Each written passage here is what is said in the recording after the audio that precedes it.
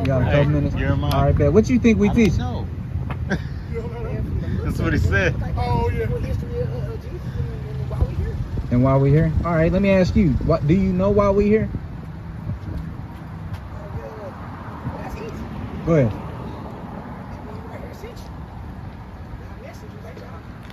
Which man? Right here?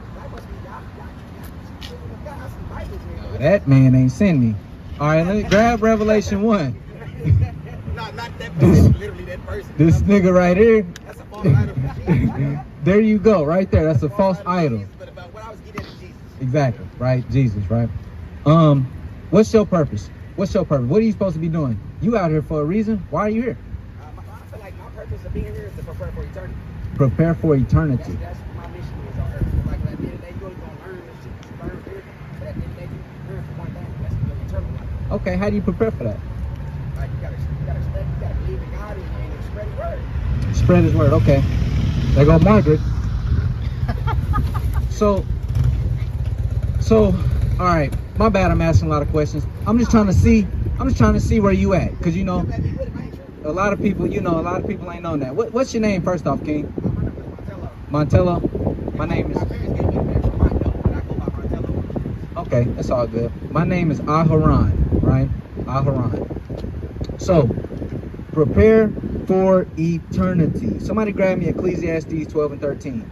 I'm gonna show you what your purpose is according to the Bible. Because what the Christian church teaches, eternity is up there.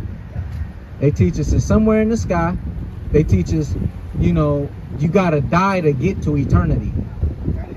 The Bible is not about that. All Christianity is about is death. When the Bible says live, you can live and get to what you call eternity or paradise or the kingdom, right? But let me show you your purpose real quick. This is Ecclesiastes chapter 12, verse 13. Let us hear the conclusion of the whole matter. Fear God and keep His commandments, for this is the whole duty of man. For this is the whole duty of man. Are you familiar with the man Solomon? Yes, sir. Yeah, Solomon was the wisest man to ever live. Did you know that? The wisest man to ever live said that the whole duty, the whole purpose of man is to fear God and keep His commandments. That's your whole duty, right? And then below that, you got your purposes that you want to complete in life. One of my purposes, I believe, is to heal people. I'm not talking about I put my hand on them and be blessed, brother. And I'm not talking about that. I'm talking about actual healing, herbs and stuff. You know what I'm saying? I'm pretty sure you're familiar a little bit with that. You know what I'm saying? You look like a learned brother, right? So, you see, I already know. I can kind of tell you into that kind of stuff. You know what I mean?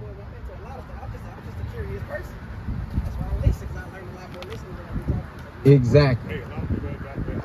Exactly. The Bible speaks on that. It says, be more ready to hear than to get a sacrifice of food. Or basically, be more ready to hear than just to spew out stuff. You know what I'm saying? You got 2 ears, 1 mouth. You should be listening twice as much as you talking. Exactly. So, are you familiar with any of God's commandments?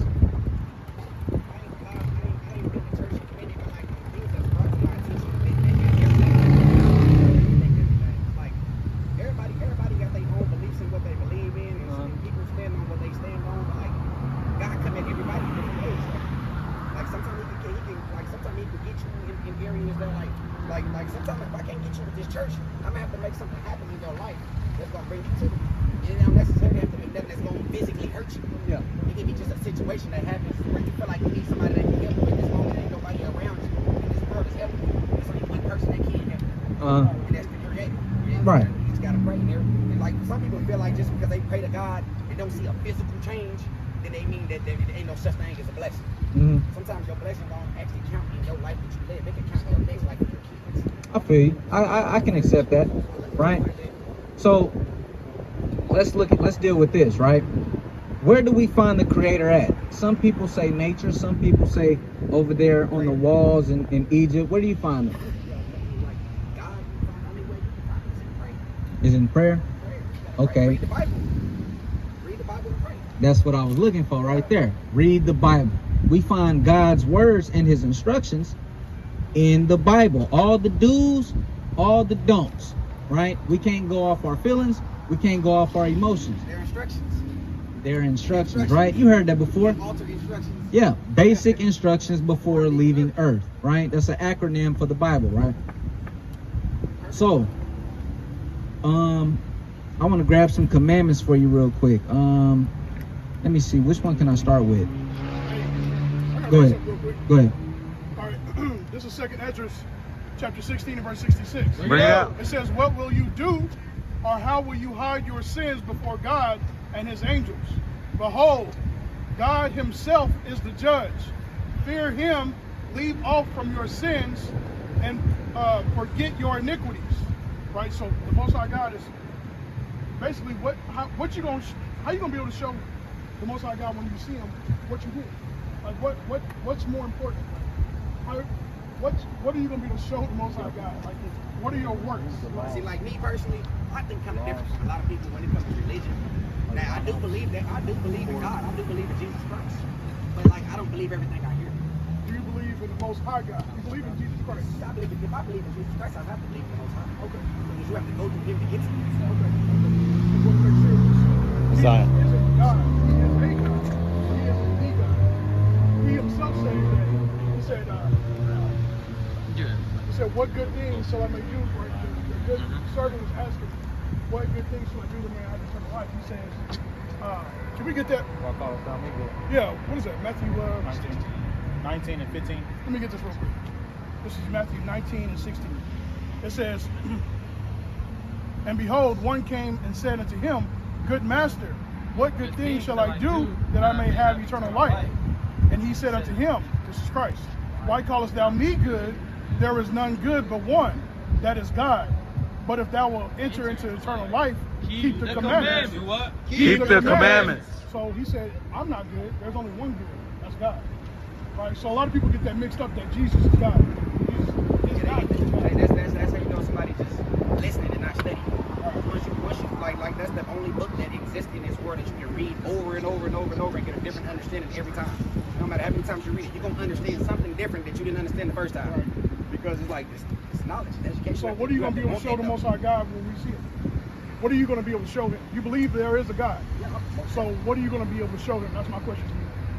Really, I don't think I can do like if I wake up every day and leave my life in God's hands, he know what's going on. Like once I get to him, all thing I got to do is just come as is and just let it be what it is. Because like there ain't too much I can tell him that he don't already know. Right. Because he lived with me every day through my life. So like, I'm the type of person like if I stepped in front of God, I would be feared of him because he's God. I got one more quick. So check this out. This is Deuteronomy chapter 10 and verse 12. It says, and now Israel, what doeth the Lord thy God require from thee? This means he expects something from you. Require means expect. Yeah. So this is what God expects you to do. Right? He said he expects you to do something. You can't just go off of, hey, he already know me. He says he expects you to do something. He knows you and he expects something from you. It says, what does the Lord thy God require of thee? But to fear the Lord thy God, to walk in all his ways, and to love him, and to serve the Lord your God, thy God with all thy heart and with all thy soul, to keep the commandments of the Lord and his statutes, which I commanded thee this day for thy good. So he's expecting you, because he created you, and he put a commandment on you to do this, and that is keeping the commandments of God. I'm gonna show you a couple commandments, right? I'm gonna show you a couple laws. Like you said your purpose is to prepare for eternity. He just read, how can he enter into eternity? He said keeping the commandments. If you're a man of your word and you're truly trying to prepare for eternity, that's how. Keeping the commandments. That's right. Grab that. This is the book of Leviticus, chapter 11 and verse 7. And the swan, though he divide the hoof and be cloven-footed, yet he cheweth not the cud. He is unclean to you. Of their flesh shall ye not eat, and their carcass shall ye not touch. They are unclean to you. So are you familiar with what a swan is? Swine is that's a swan, right? Swine, SWINE, is a pig. Oh yeah, Yes. Bacon, ham, pork chops. They all right. Something Muslims don't eat, but the reason why they don't eat it, you can see it over here on the sign. Why they don't eat it? Why? Because they say like that evil spirits was cast into pigs or something like that. And that's why Muslims don't eat it. I'm familiar with what you're saying because Christ did cast evil spirit. He casted unclean spirits into an unclean vessel, right? I'm familiar with that. But the main reason why Muslims don't eat it because in the Quran tells you to follow the Torah, which is what we read. And the Torah tells you you cannot eat swine. It's unclean to you. You can't eat it. You can research this yourself. Swine, pigs. I believe it, because I ain't gonna lie, I've been to prison before. Uh-huh. I've been to two different times. I was there 5 years on one and then 2 on the other, and I was around multiple different religions. Uh-huh. And that's like two people that you can never get to agree with that, as a Muslim and a Christian. Yeah. Because like they feel like it's, I don't understand what's going on. I look at like y'all said that Allah, we say God, but like I feel like it's the same person, but it's just like it's just different religions. It's different perspectives and it's different ways people interpret it, right? Because I can tell you right now, a Christian is not going to agree with how we think. A Muslim, we're not going to agree with how a Muslim thinks. You know why? It's because how we're serving that one God. We all look at how we serve that one God differently. Christians believe they can treat God and do God however they want. They don't got to keep no commandments. That's what they believe. The book doesn't teach that. We teach the book, That's right. right? The Muslims, the Nation of Islam, they got their religion from another people. We don't agree with that. We don't deal with other nations. By another people, I'm talking about the Arabians, right? That's not our people. That's not our thing. And if you go into history on how the Quran actually came about, Bring that out. they talk about how it came from Gabriel. Gabriel is an angel. In the Quran, it doesn't speak of that. You can't find it, right? Mar, you finna grab that on how the Quran came about? Yeah. All right, Khan. I might as well wait. I love it. We're gonna hear it from the horse's mouth, right? I'm trying to explain to you how we do see disagreements and how we carry things about. Because as Hebrew Israelites, we hold to the law and to the testimony. We go to, I don't know if you ever heard of something called sola scriptura. That means only scriptures. That's what we deal with. We don't deal with feelings. We don't deal with interpretations. We deal with only the scriptures. If the scriptures say this, that's what we yield to. Everybody else, we yield to their feelings and their emotions. But let's bring this out. Right, so this is from Babylon to Timbuktu by Rudolph Windsor, and I'm at page 48. And it begins to go over Islam and Judaism. So it says the Prophet Muhammad adopted many principles and laws from the Jewish religion. Mind you, Judaism, it wasn't always known as a religion. It was just a heritage that God gave to the Israelites. Our claim and our stance is that the Negroes in America, majority of them are God's chosen people. They're the Israelites. Our stance is that Negroes, Native Americans, and so-called Hispanics, and I say so-called because that's not what we're identified with by God. Like God don't call us Negroes. He don't call us African Americans. He calls us the Israelites from the tribe of Judah. Or you're an Israelite from the tribe of Asher. You're an Israelite from the tribe of Issachar. That's what he called us, right? So that's our stance. It says, and Prophet Muhammad, he got a lot of his principles and the Quran and all of the things that they live by, he got it from our people, from us, right? Mind you, this man is not a biased author of this book, right? So anyways, it says, first of all, the basic idea of monotheism, mono means one, theism goes into the study of gods or gods. So we believe that there's one God. He adopted that from us because a lot of cultures and religions, they deal with multiple gods, right? We don't. We deal with one God, the Most High God, Yahweh. That's who we deal with. It says, which is the belief in one God. The Jewish confession of the unity of God it's a lot of information in here. So I'm going to go through and get some of the main points. It says, Muhammad adopted also the main details of the Jewish calendar, the Day of Atonement, the Sabbath, much of the Bible, and narratives from the Midrash, and many points of the ritual law. Now, any scholar, study man, he knows that the Bible and the scriptures predate the Quran. It was here before. Every scholar, anybody who has any sense, they know that the Quran, that's a The reason why Islam is so popular, it's new. The Quran is popular because it's new. It's one of the newest religions. I believe it came after Christianity. It definitely came way after Christianity. It's a medieval. It came during the medieval times, right? Right. You see what I'm saying? But that's one of the things that's why we're not into the Quran. When you read the Quran, it actually, a lot of points that we believe in, it furthers our doctrine and the truth of the Bible. Like they tell you that the Israelites in the Quran are God's chosen people and they better than anybody. Right? They tell you to go back to the Torah and study the Torah so you can obey God. The Torah is found in our scriptures and our choice right here, the Bible. You know, so it's a lot of information with that. And I think we only got here because this is not really what we want to go into, but I think we got here because you spoke on seeing those two perspectives and how you view it while you was incarcerated for a little bit of time. We got one more point here. Yeah. All right, so this is actually a verse that was put on Israel. This is Deuteronomy 28:54. Bring it out. And the Lord shall scatter thee among all people from the one end of the earth even to the other. And there thou shalt serve other gods, which neither thou nor thy fathers have known, even wood and stone. So you said you see Christianity and Islam, that's the major thing, and I'm pretty sure it's dealing with our people that's under those two. But it says you will serve other gods, wood and stone. So those are the two biggest religions that our people flock to, and that's actually a curse. That's right. Yep.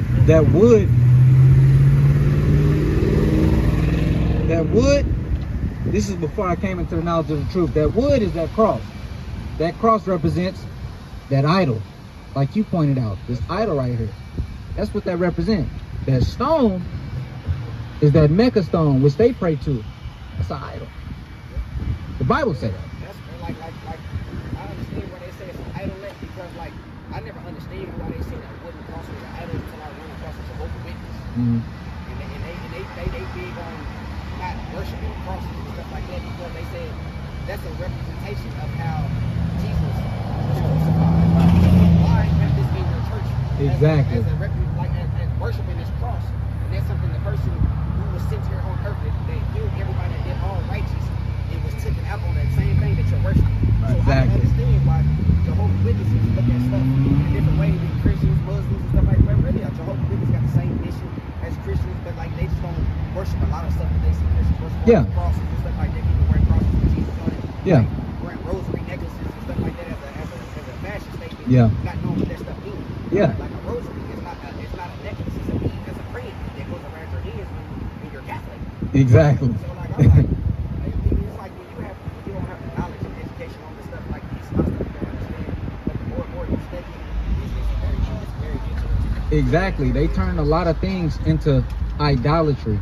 They turn Jesus Christ's mother into an idol. How do they do that? They worship her, the mother of God. That's because they were subjugated under the Catholics. They had to go through harsh punishments, just like why all black people are Baptists. Why are a lot of black people Baptists? This nigga, we was slaves to the Baptists. You understand? That's what they threw in our faces when they came and took us from Africa. They threw Bibles in our faces. They threw religion.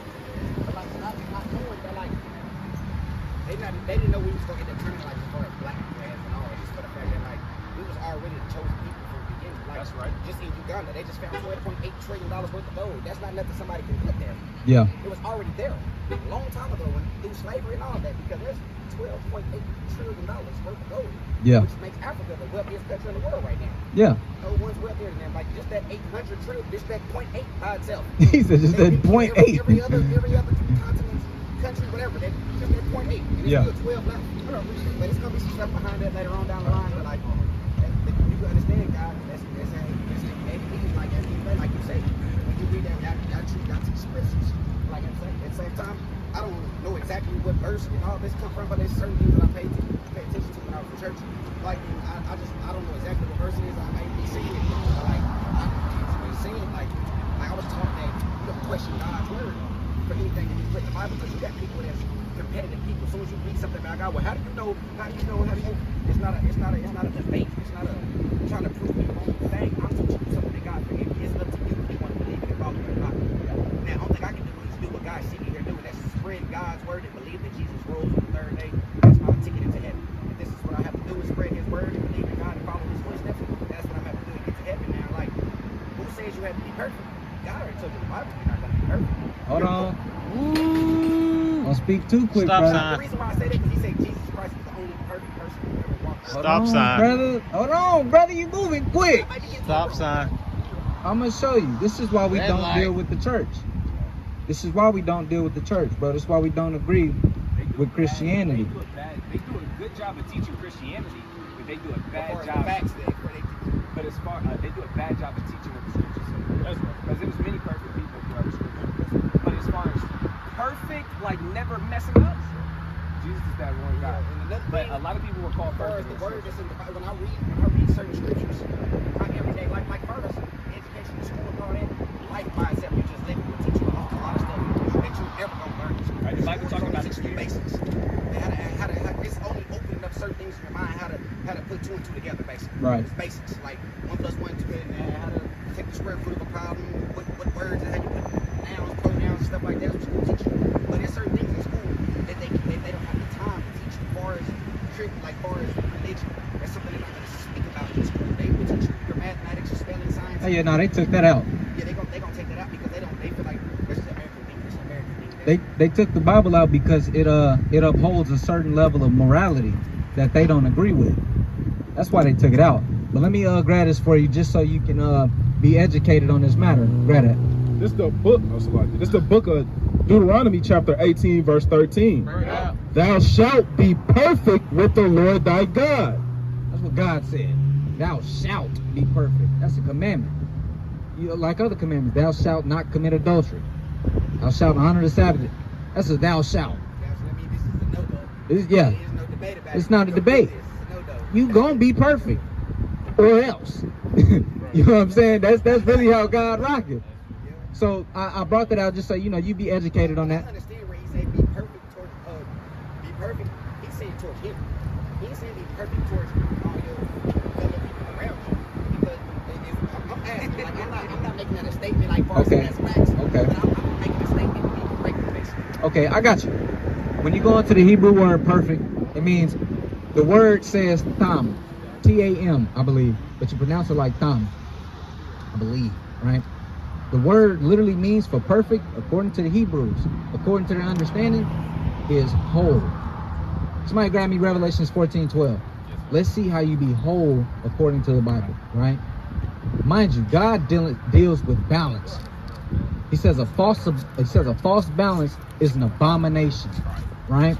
Let's see what the balance is. This is how you be perfect. This the book of Revelation, chapter 14, verse 12. Yeah. Here is the patience of the saints. Here are they that keep the commandments of God and the faith of Jesus. That's the balance. You keep the commandments of God and the faith of Christ. Commandments, faith. Faith without works is dead. That's how you be found perfect with God. You have faith and you keep the commandments, right?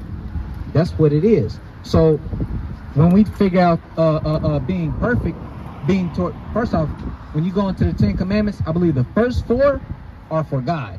That's right. The Sabbath day, no one above me, idolatry, so on and so forth. The rest are for your neighbor. When it says don't commit adultery, that means I'm not supposed to sleep with your wife. That's towards you. That's me being perfect towards you, right? That's me showing love to you.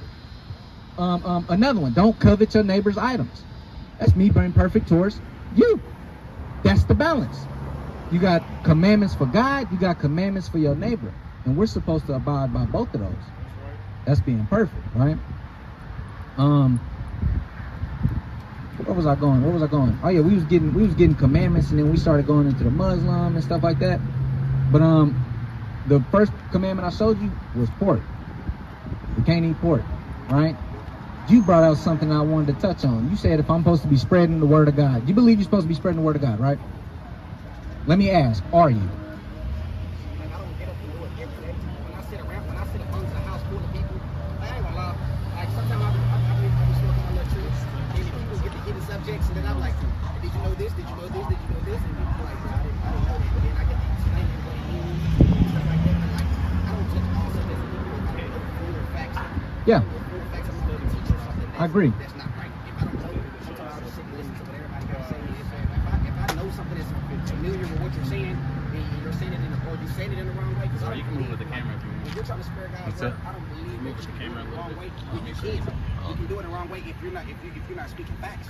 But like, just to hear somebody speak of God, even if you don't really know what you're talking about, I know exactly what you're talking about, but just the fact that you're trying, just the fact that you're not even knowing, like a lot of people that don't know their education on the Bible don't know exactly what you just told me as far as the balance, the commandments, and then being perfect as far as how to balance out. Right. A lot of people don't specifically do it. That's something you have to be taught. Right. You're not going to go in the Bible and just read that and understand it. Yeah. But our fellow Christians or fellow people who worship or follow the same religion, that's what church is for. Yeah. That's how religion came this far as is. Because you have every generation, people are going to go study things, they're going to go learn things out of the book, and they're going to have more of an understanding. They got to teach the more pure understanding of the book. And every generation that goes by, eventually it's going to get greater and greater, just because it's going to be more and more understanding. Like, why do you think religion went from all the way from these people worshiping this false gold bull, all the way to today knowing the truth, to worshiping just God? See, like, the world is where it needs to be right now. It needs to be just fixed up a little. People just need to start having more of an understanding of what's going on in the book. Yeah. Like, for like what you say, how you teach the scriptures. Yeah. People got to pay attention to more scripture. Like, cause some people, when they hear things about the Bible, and you go to church and the preacher gets to preaching certain things, people take things that they see and read in the Bible and put it in their own perspective as this is what it means.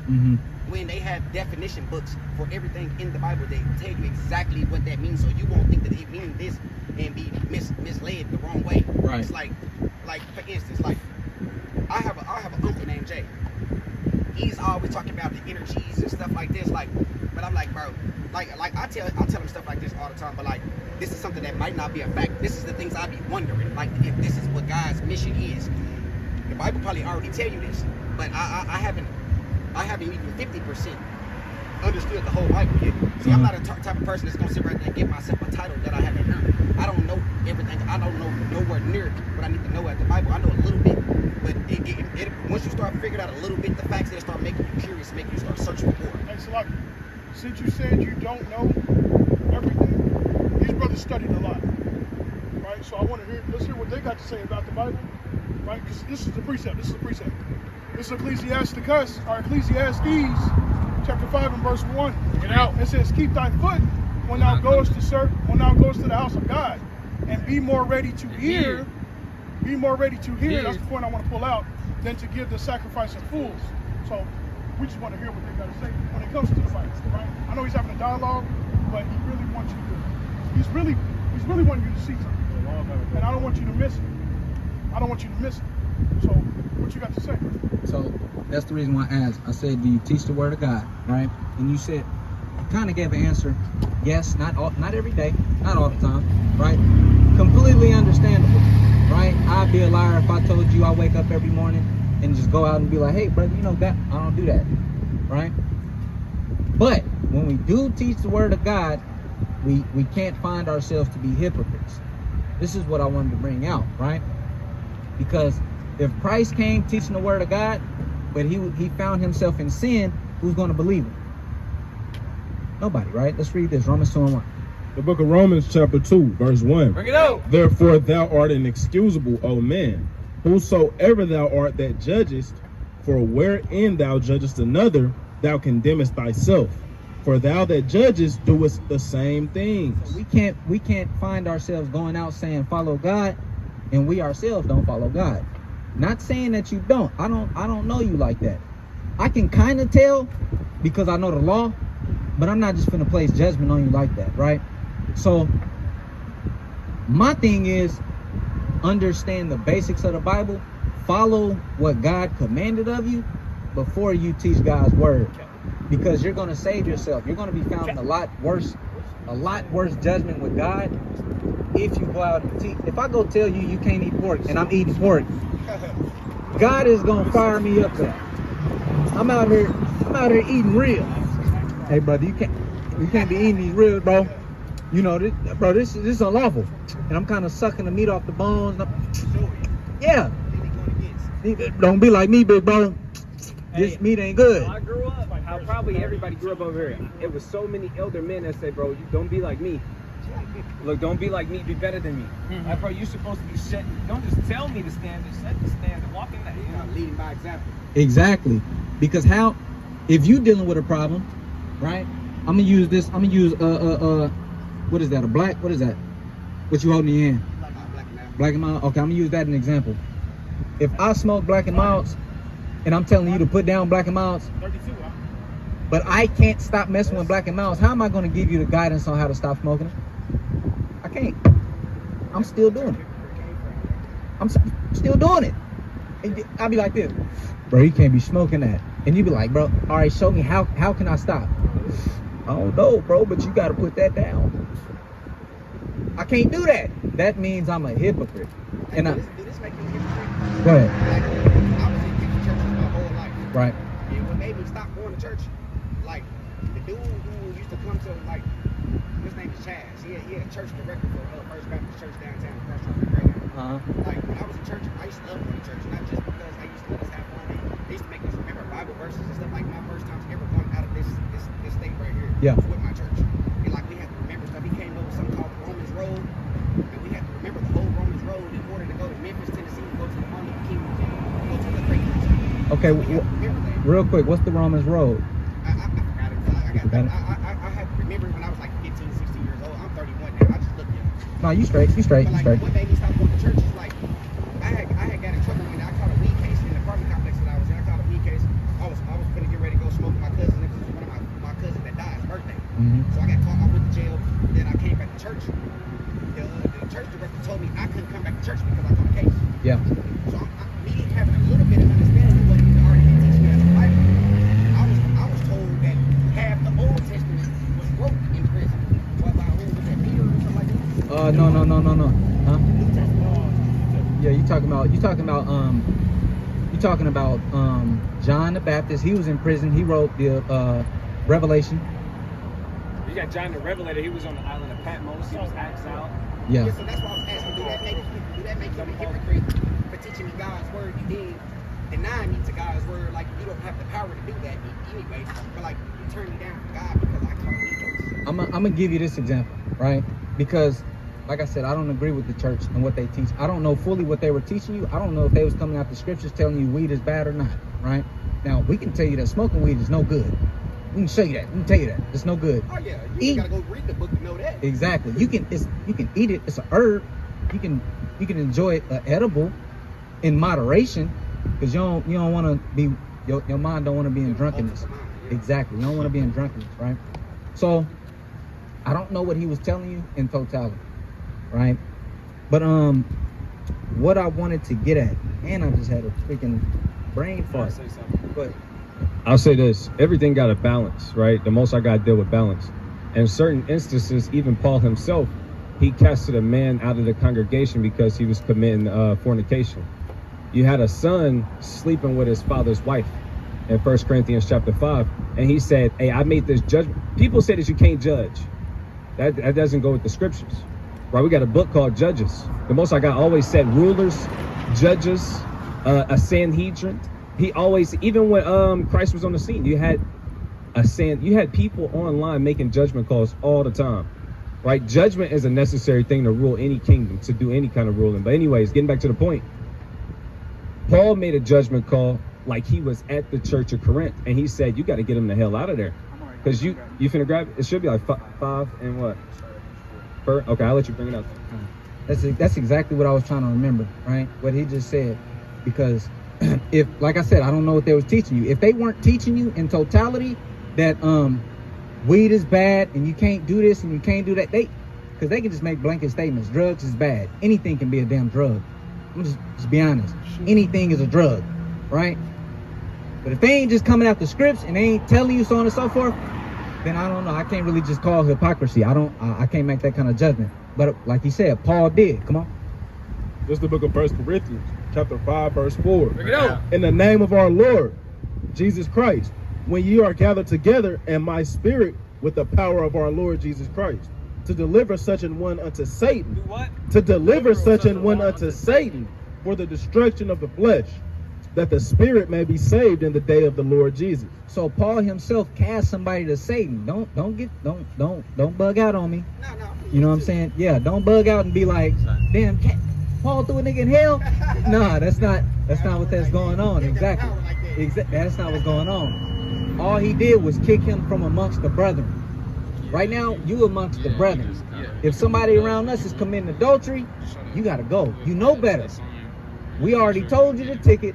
You gotta go. We cast him out of the sanctuary. It's the sanctuary. This is where God's word is. This is where protection is. This is where brothers hold you to a certain standard. This is where you can keep yourself right. So if we kick you out, you in the world now, that's us casting you to Satan. Now we leaving you to your own devices. Satan gonna do his thing. Yeah. Satan gonna do his thing. Exactly. Now, I really want to grab the gospel. Can I say something too real quick? Because I spoke on balance before I even talked about Paul and how he handled that situation. The balance is, you was 15, 14, 16, around that age, you said, something like that. It would have been better for them to teach you that was wrong, come out of the scriptures. I mean, you're 15. You know, it would have been wiser for them to teach, because that actually hurt. You actually needed to get away from that environment and go to, where was y'all going? Out of town? It was much better.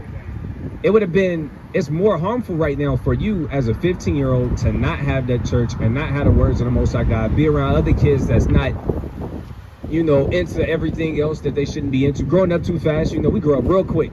We learn what that is real quick. I don't know if that's why I say it's a balance to it. It's a time and a place to kick somebody out of the church. It's a time and a place to have mercy. I'm like, look, you can't do that no more. If you do that again, then we're gonna kick, you know. But you know, so. I look at it like he said, like now, when you know better, like you say, if this is the temple, this is the brothers. So when you committing like adultery and stuff like that, that's a thou shalt not. Then like you amongst us. Which means you preach like you preach, you teach like you teach, so you know better. Exactly. So once you know better and you still commit this crime of God, then you can be cast out at 14 out of 12. I haven't even lived life long enough to understand the importance of what's going on in that Bible. So my comprehension hadn't even kicked in yet. I'm still a kid in my Exactly. I'm innocent in God's eyes, so I don't know yet. Bro, and that's exactly why he said what he said. Because at that time, it's better for them to take you in and show you the right way. This is why we don't, the church is filled with hypocrisy. We don't get down with the church, right? Go to Isaiah 61. We're going to grab the gospel. We're going to go to the gospel for you. We're going to go to the good news, right? What you needed during that time was a bunch of Hebrew Israelites to come to you and lead you in the right way. That's right. You know what I'm saying? And this is, bro, this is for our people, right? Let's read this. Let's see if this is for our people or they people. It's the book of Isaiah, chapter 61. The Spirit of the Lord God is upon me, because the Lord hath anointed me to preach good tidings unto the meek. He hath sent me to bind up the brokenhearted. To do what? To bind up the brokenhearted. To proclaim liberty to the captives. Do what? To proclaim liberty to the captives. And the opening of the prison to them that are bound. This is our people. This is what the gospel is for our people. Most of the people in prison are us. It's us. And guess what? In the Constitution, it'll even tell you, I believe it's called the Constitution, wherever the laws is at, right? They'll tell you, slavery is still okay if you commit a crime. They didn't abolish slavery in 1865. It's still okay if you commit a crime. And then they come out with crimes like what? Weed. And then after, guess what? They're the biggest hypocrites. America's the biggest hypocrites. After you go to jail for weed, they legalize it and make money. Because they slaves. Hey, them niggas still ain't. All them niggas that was locked up for weed, they still in there. That's the point. But us, the Spirit of the Lord is upon us to preach liberty to the captives, right? Somebody grab me Luke 168. How are we going to get that liberty? How are we going to get that freedom? I'm going to explain to you how, bro. First off, it's by coming back to the Most High God, because like you said. This is the book of Luke, chapter 1, verse 68. Bring it out. Blessed be the Lord God of Israel. Oh, Israel. Blessed be the Lord God of Israel. He's our God. His God is Zeus and Odin. You know what I'm saying? Blessed be the Lord God of Israel. Come on. For he hath visited and redeemed his people, Through Christ's sacrifice, come on.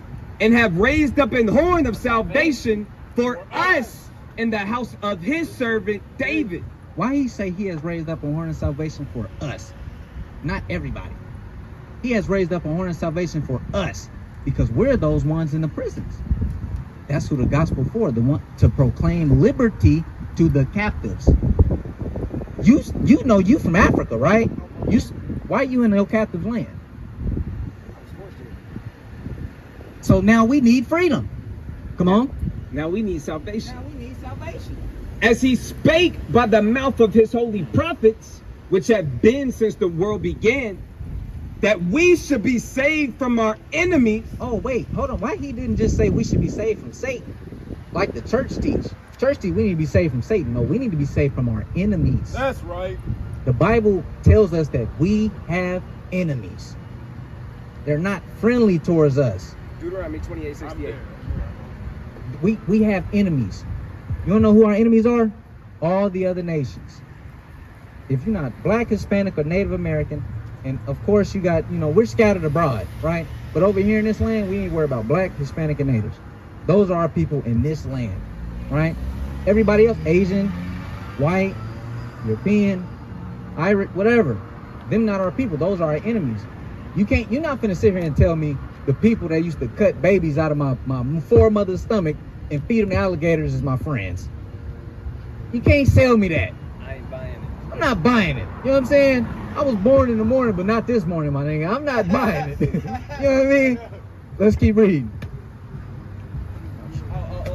Grab Deuteronomy 28. my bad. This is the book of Deuteronomy, chapter 28, and verse 68. Bring it out. And this is a curse that was put upon our people for disobedience.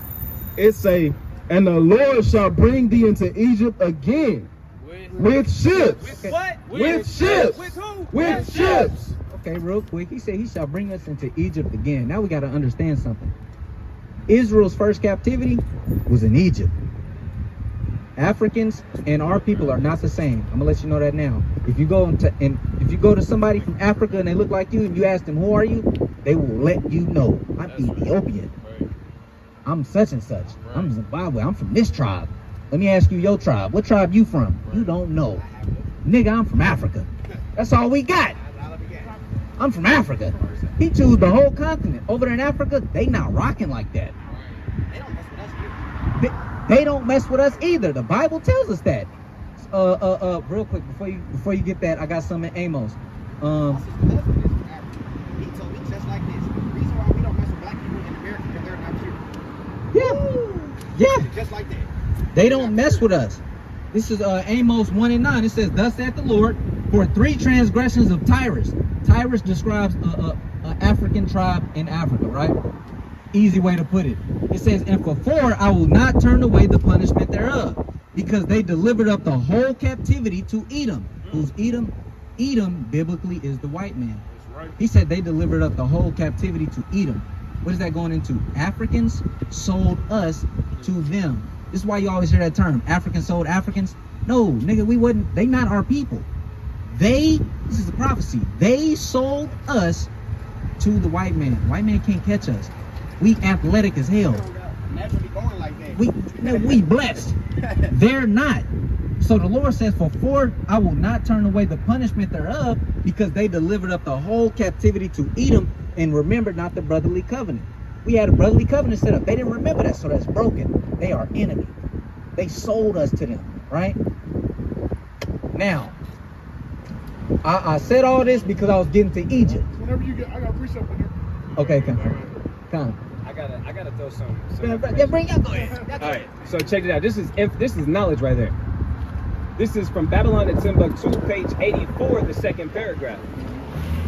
It says, in the year 65 BC, the Roman armies under General Pompey captured Jerusalem, which is our land. Everybody think we come from just anywhere in Africa. We come from Jerusalem. That's our land. Israel, that's our land. So the Jerusalem you speak on in Africa, that's not the same Jerusalem as they got the capital right now. It's north of Egypt. So It's parts of it. yeah, that's what I'm saying. I don't Yeah. want to misdescribe it. Yeah, is parts of it. Like where the Jewish man is right now, that's a small remnant of what our land is supposed to be. Yes, because our land way bigger than that. Our land inhabits pieces of Africa and pieces of Asia. That's our land. But if you look on the map, that's where we was at. But like I said, it's bigger than that. So anyways, the Romans came and conquered Jerusalem. It says in 70 AD, General Vespasian and his son Titus put an end to the Jewish state. So this is how they was doing this. It says, with great slaughter. During the period of the military governors of Palestine, many outrageous and atrocities were committed against the residue of the people. So they was destroying us. It says atrocities. They were doing any kind, all of the war crimes. I mean, you kill a man, you take the woman, you rape her to death. That's an atrocity. That's a war crime. You take the children, throw them in slavery. Burn down their crops, burn down their houses, and now you put your people there and inhabit it. That's how they was doing this. But even worse, because if you go deeper into the history, you'll find out even worse. I mean, burning us alive. You know what I'm saying? Castration, all kind of stuff. Even in just this land, butt breaking, it's crazy, it get deep. Anyways, it says, during the period from Pompey to Julius, it has been estimated that over 1 million Jews fled into Africa, fleeing from Roman persecution and slavery. The slave markets were full of black Jewish slaves. And this is what we want to show you. Biblical prophecy is in there. He just went to an Amos. He showed you how Africans, real Africans, sold Jews, Israelites, me and you, our ancestors, to Esau, who is the white man according to the Bible. That literally happened. But we finna show you in the Bible. That's why we don't get down with Christianity. They teach Christianity. They don't teach the Bible. They don't teach us who we are according to the Bible. They don't teach us our history. I mean, it's rich with information, our heritage, our laws, statutes, commandments, how we governed our people, how we took care of the land, how we raised animals, how we raised our children, how we served the Most High God, the priesthood that we had. I mean, it gets deep, but they don't teach us none of those things. Like you said, in school, they teach us a curriculum that don't benefit us when we even get out of high school. I mean, it doesn't enrich our lives at all. It doesn't get us closer to the Most High. It doesn't get us closer to everlasting life. It don't. That's why it's so imperative that, like what he's telling you, you got to learn the laws, statutes, and commandments. Because that's the only... Are we supposed to be best friends with God? Or are we supposed to be servants? How can you serve God and you don't know what God told you to go do? You got to go get them commandments. Because that's your service. Go ahead, select it. Did you want to say something before I continue? No, I'm going to keep listening because I only can hit certain subjects when I listen to y'all talk. Okay, just right. It triggers stuff in my mind when I hear y'all talk. So I just wait till I hear something. I'm going to touch it. Cool. So read Deuteronomy 28 and 68 again. This is the book of Deuteronomy chapter 28 verse 68. And the Lord shall bring thee into Egypt again with ships. With what? With ships. With what? With ships. By the way whereof I spake unto thee, thou shalt see it no more again. And there ye shall be sold unto your enemies. To who? Unto your enemies. To your friends. To your enemies. For bondmen and bondwomen. And no man shall buy you. No man is going to redeem us. Now, he said we shall be sold into Egypt. Egypt represents bondage. It represents slavery. This is why I went through the whole spiel about how Africans are not our people. They are Egyptians. We are not. We are not Egyptians. That was our first captivity, right? But he said we shall be sold into Egypt or bondage with ships. Let me grab this quick precept. This is the book of Exodus, chapter 20, verse 2. Bring it out. I am the Lord thy God, which have brought thee out of the land of Egypt, out of the house of bondage. The house of bondage. Egypt represents bondage. He said he was going to sell us into Egypt again on ships. How do we get to America? On ships, right? I believe the first largest ever slave trade recorded on ships, right, was here to America. When you get $1, what do you see on a dollar bill? The back of a dollar bill. Big fat pyramid. No damn pyramid. Yeah, ain't no pyramids here. But it represents Egypt. That's what that's going into. It represents Egypt and bondage. But the key word I wanted to hearken on was we shall be sold to our enemies, plural. Christian church to tell you your only enemy is Satan. Hold on, like Satan. Yeah, that's not plural. No, our enemies, and there you shall be sold into captivity, and nobody is going to redeem you.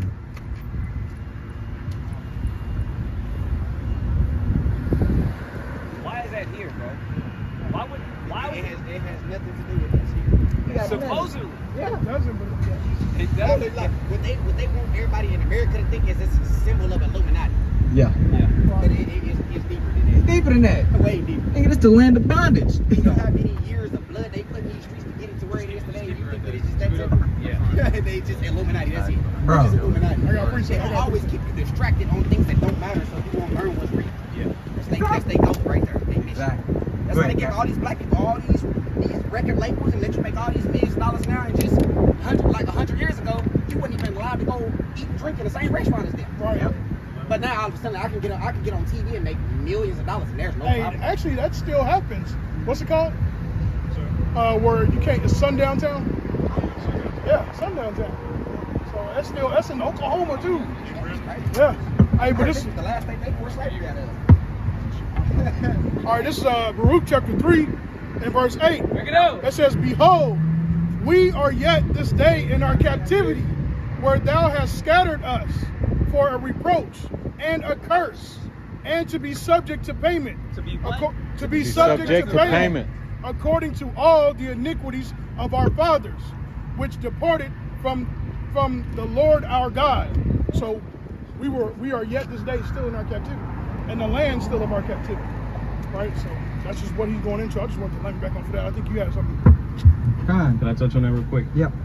It says we still in our captivity. We still not free. If you talk to any sensible person and sit down with them and just have a reasonable dialogue, and y'all talk about slavery and if it still exists today, you're gonna come up with yes, slavery is still exists today, and we're still slaves in America. Like a sensible person can understand that. But if they didn't and they believed in the Bible, we use scriptures like this. Anytime in the ancient world you put somebody in slavery, you make them pay, you make them work. You make them work for you. And let's say you don't take them into hardcore bondage where you bring them to your land and they working on the fields. You put them under tribute. You know, you make them pay a levy or taxes. You would tax the whole country. That's the same thing they do. That's how America get down. They tax us. Anything you buy, taxes. And you can own the land, still got to pay taxes. You can own anything you think you own and still got to pay for it. And if he didn't pay it, Yeah. they would come and The government can seize it. try to get you, but if they couldn't get you, anybody that was there, whether it be your mother, your children, they would take you and bring you back to the castle and put you in the dungeon under the church. And that's you in there forever for the rest of your life. Or your mother's in there for the rest of it. If you ever look up one of the old Robin Hoods, you see Morgan Freeman, that's where Robin Hood met Morgan Freeman, was underneath the church in the jail in prison. And we was Moors. Bro, church was used as a source of power, bro. I don't know if you ever watched Game of Thrones, but it's a wise saying in there. And it's actually a historical saying. The king and basically the priest, whoever the head of the church is and the king, they got all the power. Because you always gonna have a sect of religious people, right? Back in the day, only the Pope was able to read the Bible. Everybody couldn't have a Bible. I'm talking about the white popes. Only he could read the Bible and tell you what it is. The Pope went out and told everybody, if you go to war and fight, like I believe it was the Holy Roman Wars. They was fighting against the Arabians because it was Muslims versus the Catholics, but it was a term for it, whatever. But the Pope said, if you go out and fight in this war, all your sins will be forgiven and you will go to heaven. Nowhere in the script. Nowhere in the script. But he had that much power. Millions went out and fought, right? The church is wicked, bro. I'm gonna keep it a stack. They don't tell you to keep God's commandments. They don't tell you none of this. They do the opposite. They tell you that the law is done away with. They tell you all these things to deter you. Why? Because they're set up for a reason. Like you said, distractions. The church is a feel-good motivational area. Everybody want to feel good. So you go there on Sunday, you do your dirt on Friday and Saturday. You're going church Sunday's gonna clear your sins. Yeah. Go to church Sunday, get a good motivational speech, and you, yeah, they kind of tone the music They hold you down. from Sunday all the way back to Friday, hit again. Yeah. They play the good music, and God's calling you. He's calling you to come home. And they get the crying on the mic, and yeah, music get the bumping. Dancing, Yeah. shaking, and Ah! the old lady. All that. They put the skirt on the old lady. Hey, now Yeah. see, this is another thing that I wanted to say. This is one thing I noticed. Like when truth is truth, truth is truth, and when a lie is a lie, a lie is a lie. That's right. When you hear the truth, you don't have to second guess it, you don't have to question the truth. Now, like, as far as what y'all teaching, that's how you know it's the truth. Because like I sit here the whole time and never not once debated or went against and went into a debate about what you told me. Now, when you're in the Christian world, there's a million things that you can say out of that book, the way they're teaching it. That's gonna make somebody like me ask a million questions. Like a question like this: how are we born into sin still to this day when they said Jesus Christ died on the cross to cure our sin? See, that's something I don't understand. That's why I would have to ask a person who's educated something like that. Yeah. I got you. The concept. Yeah. Zion, grab 1 John 3 and 4. Hey, can I show why they don't understand it? Yeah, go ahead. All right, I got scripture for that. This is the book of Psalms, chapter 111 and verse 10. It says, the fear of the Lord is the beginning of wisdom. A good understanding have all they that do his commandments. A good understanding. People that do his commandments have a good understanding. People that don't, they're not going to have they're going to have contradictions. See what I'm saying? So let's see where You that said they're just right, contradictions. let's see where that doctrine spreads from, because it gonna be honest, this doctrine came from it's an ancient doctrine, right? And it comes from Constantine, during the time of Constantine, when they had the what am I looking at, Cap? Down here? Yep. The Council of Nicaea. This is exactly what the Council of Nicaea was over. This verse right here. What, Psalm 51 and... Yeah, this is Psalm 51 and 5. Behold, I was shapen in iniquity, and in sin did my mother conceive me. So, they took this, it says, in sin did my mother conceive me. I was shapen in iniquity, right? All David is saying is he's surrounded by sin. This is a sinful world, right? We understand that. They seen this and they thought every man is born with sin and in sin. The reason why they had this council is because Christ is supposed to be perfect. He can't be born into that. So they came up with a doctrine that Christ was only born from a woman, not from a man, because the sin carried through Adam, through the men. It didn't come from woman. I know that's shaky and all that's deep, but that's where this doctrine comes from. But, go ahead, Captain. And the man that actually found it out, his name was Alexander. The man that actually found it out in the Council of Nicaea, when he found it out, he brought it to them in the council. They killed him. Yeah, but check this out. We understand he's not talking about when you're first born, you're in sin. It's not what that's going into. Into life, You're surrounded by it because That's crazy. I'm 31 years old and I've been wanting that answer since I was a kid.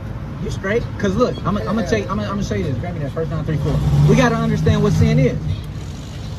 In 1 John chapter 3 verse 4.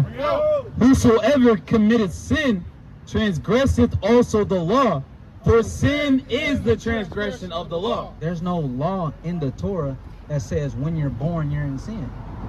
There is no law on that. To give birth to a child is a gift from God. You telling me that's a transgression against God? He said, "Be fruitful and multiply." Why would he say that if my child is in sin? That's how you know a lot of people really don't understand what he's saying. Because like a lot of people say that we're born into sin, but if we're born into sin, there wouldn't be such thing as heaven and hell. Because why would God put you in a situation, force you in a situation like they did us in as far as in Africa, brought us here? Why would he force you in a situation and then turn around and punish you for it? So like that's why I knew that I needed a deeper understanding on that subject. For somebody saying that we're born into sin, I was like, I don't see that, because this dude, the way God thinks is so like far beyond your thinking. You will never understand a little bit of it. So like a person with that much power that can think that deep to know what your life is gonna be like and set things up in this strategic way. I'm talking about thousands of years before what's affecting us today. He already, like, as of today has affecting you today, he already knew this 1,000 years ago. Yeah. This was gonna be like, your feelings was gonna be like this. He already felt the emotion off your feelings today 1,000 years ago. Yeah. Because he's the one who created that knew that was gonna happen. Exactly. So somebody being that powerful, I don't see somebody being that powerful gonna make a creation, put them on earth and punish them for what? Let's grab Romans 9. So he knew the end from the beginning. Hey, second half of chapter 4 too. That's why we go to the scriptures. Let's grab Romans 9. Because the scriptures say, we was going over this morning about how the Most High God's thoughts is, they're way above us. In Isaiah, God is talking to Isaiah. He said, for my thoughts are not your thoughts, and my ways are not your ways. He said, as the heavens are above the earth, even so are my ways above your ways, right? So we can't understand the way God think and the way God works unless he gives us that understanding, right? So do you think he gave you understanding as far as the way he thinks and the way he works that's not in that Bible? No. I think it is things that you can learn from God. It don't necessarily have to be extremely from the text. Like you can see how the Most High God was, like how he'll use the sun, like the stars, like the sun. You can learn things about God from His creation. Like how Paul went to, like how Saul went to Paul. They said God came to him personally, like not in a human form, but like talking by himself and changed him into a person who followed God's word. And they said he used to be a person who go in temples and slaughter Christians. I want to make my thought more clear. Can I get the mic real quick? I want to make my thought more clear. You can learn that our God is balanced and He's not just all love. You can learn that. And you can tell that He has those, He's not all joy and He's not all hatred. He's not. You can tell because of His creations. He created the light, right? He created the sun. He created the moon to rule the darkness. He created fire. Then the other balance to fire is water. He created things in balance. One is set against another. So when I say to clear up my statement, you can learn about our Creator through His creations. That's true. But ultimately, to learn how to serve God is through these scriptures. So I just wanted to clear up my reasoning why I said what I said. But I want to bring this out real quick. So the Bible says, let all things be done decently and in order. So he never operates with us outside of his orders. So I know a lot of people, I ain't saying you, but just off of that thought, it can get people to think, oh, he builds things outside of the Bible too, right? Somebody can think that. I've heard that myself. So that allowed them, I think that gives them the right to go ahead and move outside of the Bible and start to operate. The Most High God never has done that, has done that. He always deals with us in His order, always His order, right? And I want to bring this out too. This is Acts chapter 8 and verse, can somebody get that for me? Acts chapter 8 and verse 30. Acts chapter 8 and verse 30. So He always deals with us in order. Us, we need order. If we operate outside of order, He said He's not the author of confusion, right? Confusion is without order. So let's get it. This is the book of Acts, chapter 8, verse 30. Bring it out. Slide. And Philip ran thither to him, and heard him read the prophet Isaiah, and said, understandest thou what thou readest? So he said, do you understand what you read? And he said, how can I, except some man should Except some guide, what? some man shall guide me?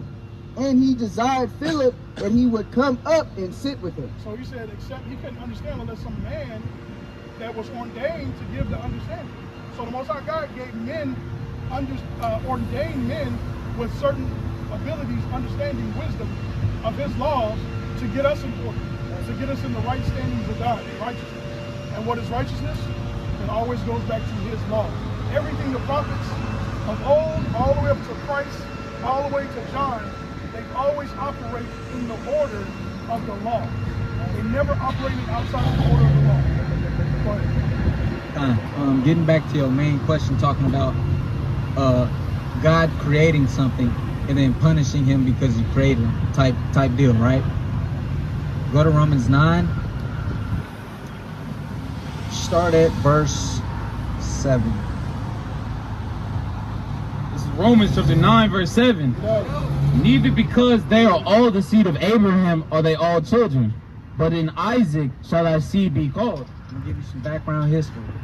Abraham is the father of our religion, right? We have an Abrahamic religion. You may hear that out in the term. That's the politically correct for it. An Abrahamic religion.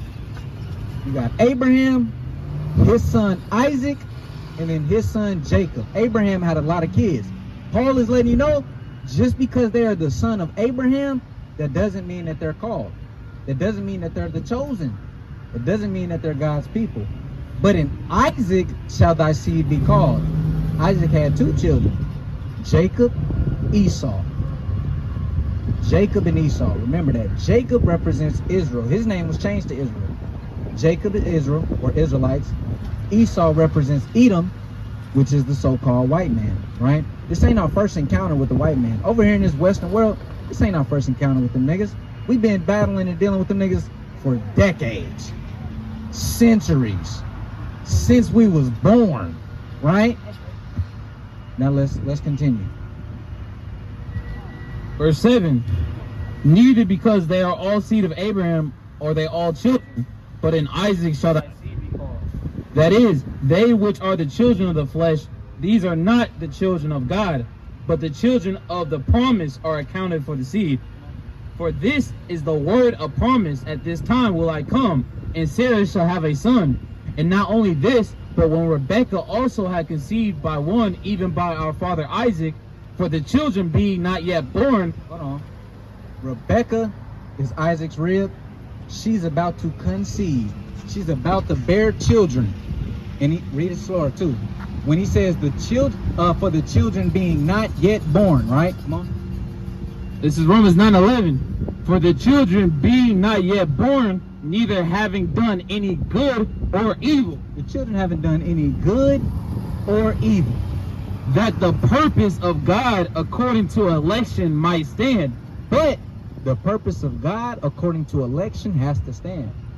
From the beginning of the earth, God set out a chosen people. From the beginning of the earth, he ordained all things already. He proclaimed the end from the beginning, which means everything has to play out exactly how he wants to play it out. Is your will stronger than God's will? That means you can't do nothing about it. God's will is going to come to pass no matter what. If I like it or dislike it, it's still going to play out. If I love it or hate it, don't matter. God don't care. It's going to play out, right? Come on. Not of works, but of him that calleth. This ain't of works. Those children in the womb didn't do any good works or bad works. But it's according to the purpose of God, of him that calleth. Come on. It was said unto her, the elder shall serve the younger. The elder is going to serve the younger. The elder that came out was Esau. Who did I tell you Esau was? The white man, right? He's the elder. He's going to serve the younger. Come on. As it is written, Jacob have I loved. What the Bible say? Jacob have I loved. Read. But Esau have I hated. One more time. But Esau have I hated.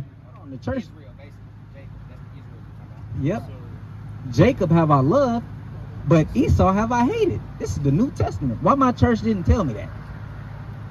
You telling me God hate people? That's what he said. Read it one more time slower. This is Romans 9 verse 13. As it is written, Jacob have I loved, but Esau have I hated. Going to that word hated, it don't mean love less. No, it's the opposite of love. It's the opposite. Jacob have, remember, we talking about the man that destroyed the whole world except 8 people. God did that. Around the whole world. That's what we dealing with. How many people walked out of Sodom and Gomorrah? 2, and then one of them died on the way out. So basically, one person survived. one person. Yeah, Salaki, him and his daughter. 3 people survived, right? Because Lot walked out, his wife was with him. She looked her ass back because she wanted to go back to Sodom. Hey, you got to remember, Abraham and Lot, Abraham had trained soldiers ready to fight. I mean, he had, over 300 soldiers, men of war? I mean, cattle, assets, men, women, servants, things that are taken. They had to separate. They had literally, they had to separate and go to two different lands because they had that much substance and it was getting mixed up. Wow. So, hey, bro, I'm gonna go over here, you go over there to Sodom. That's what happened. But that's why she looked back. They had possessions, they had wealth. It was good back there with Lot. Lot was taken care of by the Most High, hands down. She looked back, Sodom, riches, wealth. Shit, sin. Now she not with us no more, right? Sin, all that stuff. Sodom looked pleasurable, bro. Yeah. We may look back on it and read it and be like, oh, that's just a wicked place. No, Sodom looked like America today. Bro, watch it. I gotta grab that. She's still there. America is known as Sodom in the Bible. Why though? Because everything is, this place is built off lust. Just as Sodom was. This place is built off desire. That's why it's so easy and accessible to access, like, bro. It's so easy to access porn. You got your desire right there. Any kind of sin, it's easy to get to it here. Like it is. It's Super easy. tangible. That's why we grow up and we got to understand it so quick. We learn too quick about bad stuff, and it's hard for us to learn about good stuff. Like according to the Bible, though, like you might think like my good and your good could be way different. Like, we'll talk about that some other time. I'm gonna read this. This is Revelation chapter 11 and verse 8. And their dead bodies shall lie in the street of the great city. Now this is the great city. This is Babylon, the daughter of Babylon, according to the Bible. America is known as that, the great city. Everybody, every other nation want to be like America. They want to be here. They want to be here bad. Every Chinese women want a white man, suit and tie kind of guy. I mean, Africans, they want a lot of them are starting to separate though. Everyone, that's how you know time and prophecy. That's how we know we're getting close to the end, because people are starting to wake up from that American dream lifestyle. People are starting to see America for the bad. Exactly. For the You think it's the best place, but you really it's the worst place. Exactly. Because everybody, a lot of people mind is off here. Exactly. But Nobody's curious. it wasn't always like that. Everybody wanted to be with America, wanted to buy, sell, and trade, wanted to have partnerships, wanted to make money with America. America ruled. I mean, this is probably one of the greatest empires, I believe, statistically, the greatest empire that's ever been ruled, like, ever. That's why it's known as that great city. Anyways, it says, which spiritually is called Sodom and Egypt. This place is known spiritually as Sodom and Egypt. Sodom, we know it wasn't just fornication, it was every kind of sin you could think of. Of course, Sodom stood out for its fornication and its we can't, because YouTube gonna flag our videos, but you gotta imagine what I'm saying. Boys turn into girls and girls turning into boys and bestiality, pedophilia. They were doing the same thing in Sodom. They were doing the same thing in Sodom and more. Same thing in America. But it's saying Sodom and Egypt. Egypt was known for having us, the children of Israel, slaves. How do you think America was even built into a prosperous kingdom? I mean, we're talking about the colonies. There would not ever be a great America, make it great again, if they didn't have the Israelites to do forced free work to build up this place. That's right. Literally. Hey, the scriptures talk a lot about a place that's built up. Yeah, scriptures say, woe to that bloody city, right? But let's get back to Romans, right? Remember, Jacob, Esau came from the same womb. Twins. But God said it's two. Exactly. God said these are two different manner of people. He said without good or bad. Without good or bad. He already chose up. He already told. Like, this is the same pattern and you can't change it. You ain't touching this. Like, once you came at your mom and you was that color, ain't no alternative It ain't- to no other color. It ain't none of How that. your skin do whatever you want, but at the end of the day, you still Israelite. Yeah, At the end of the day. Exactly. This is Romans chapter 9, verse 13. No. As it is written, Jacob have I loved, but Esau have I hated. What shall we say then? Is there unrighteousness with God? Shall we say that? Are we able to say that? They haven't done anything, Lord. How come you hate Esau? He didn't do nothing. He came from your chosen one. What's going on? What's going on? Something you're not supposed to understand. That's God. Is there unrighteousness with God because he chose it that way? Yep. It's unrighteousness with God. Because he if he chose it that way, that's the way it is. It's a reason. No, why he I'm does saying it. is God unrighteous? No. Okay, exactly. All right. I heard that too fast. Is that you straight? You straight? Exactly. God is not unrighteous. That's what he wanted it to be. The master of the universe. Come on. What shall we say then? Is there unrighteousness with God? God forbid. God forbid. For he said to Moses, I will have mercy on whom I will have mercy, and I will have compassion on whom I will have compassion. He said, I will have mercy on whomever I will have mercy on. I'm going to have compassion on whoever I want to have. It's his obligation. You know what? Sometimes I think God is like, I think God. You what? You mean? I be like, the reason why I say that, like, I'm gonna give you an explanation why I say that. The reason why I say I think God is black is just for the fact that, like, he created all of us, but none of us ever seen him, like, actually in a human form. Where how you doing, son? I'm God. Yeah. In that type of form. So that's why I said you can't put a color on God when he created all colors. I look at it like that. I don't look at him as no color because, like, if he's a spirit, and, like, you don't. Christ said, if you've seen me, you've seen the Father, right?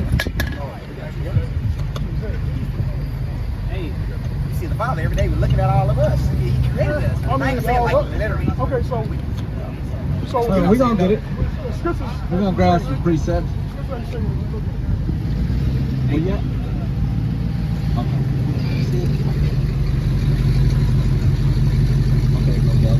Come. Hey, check this out. Read it slow. This is the book of Daniel, chapter 7, verse 9. Get out. I beheld.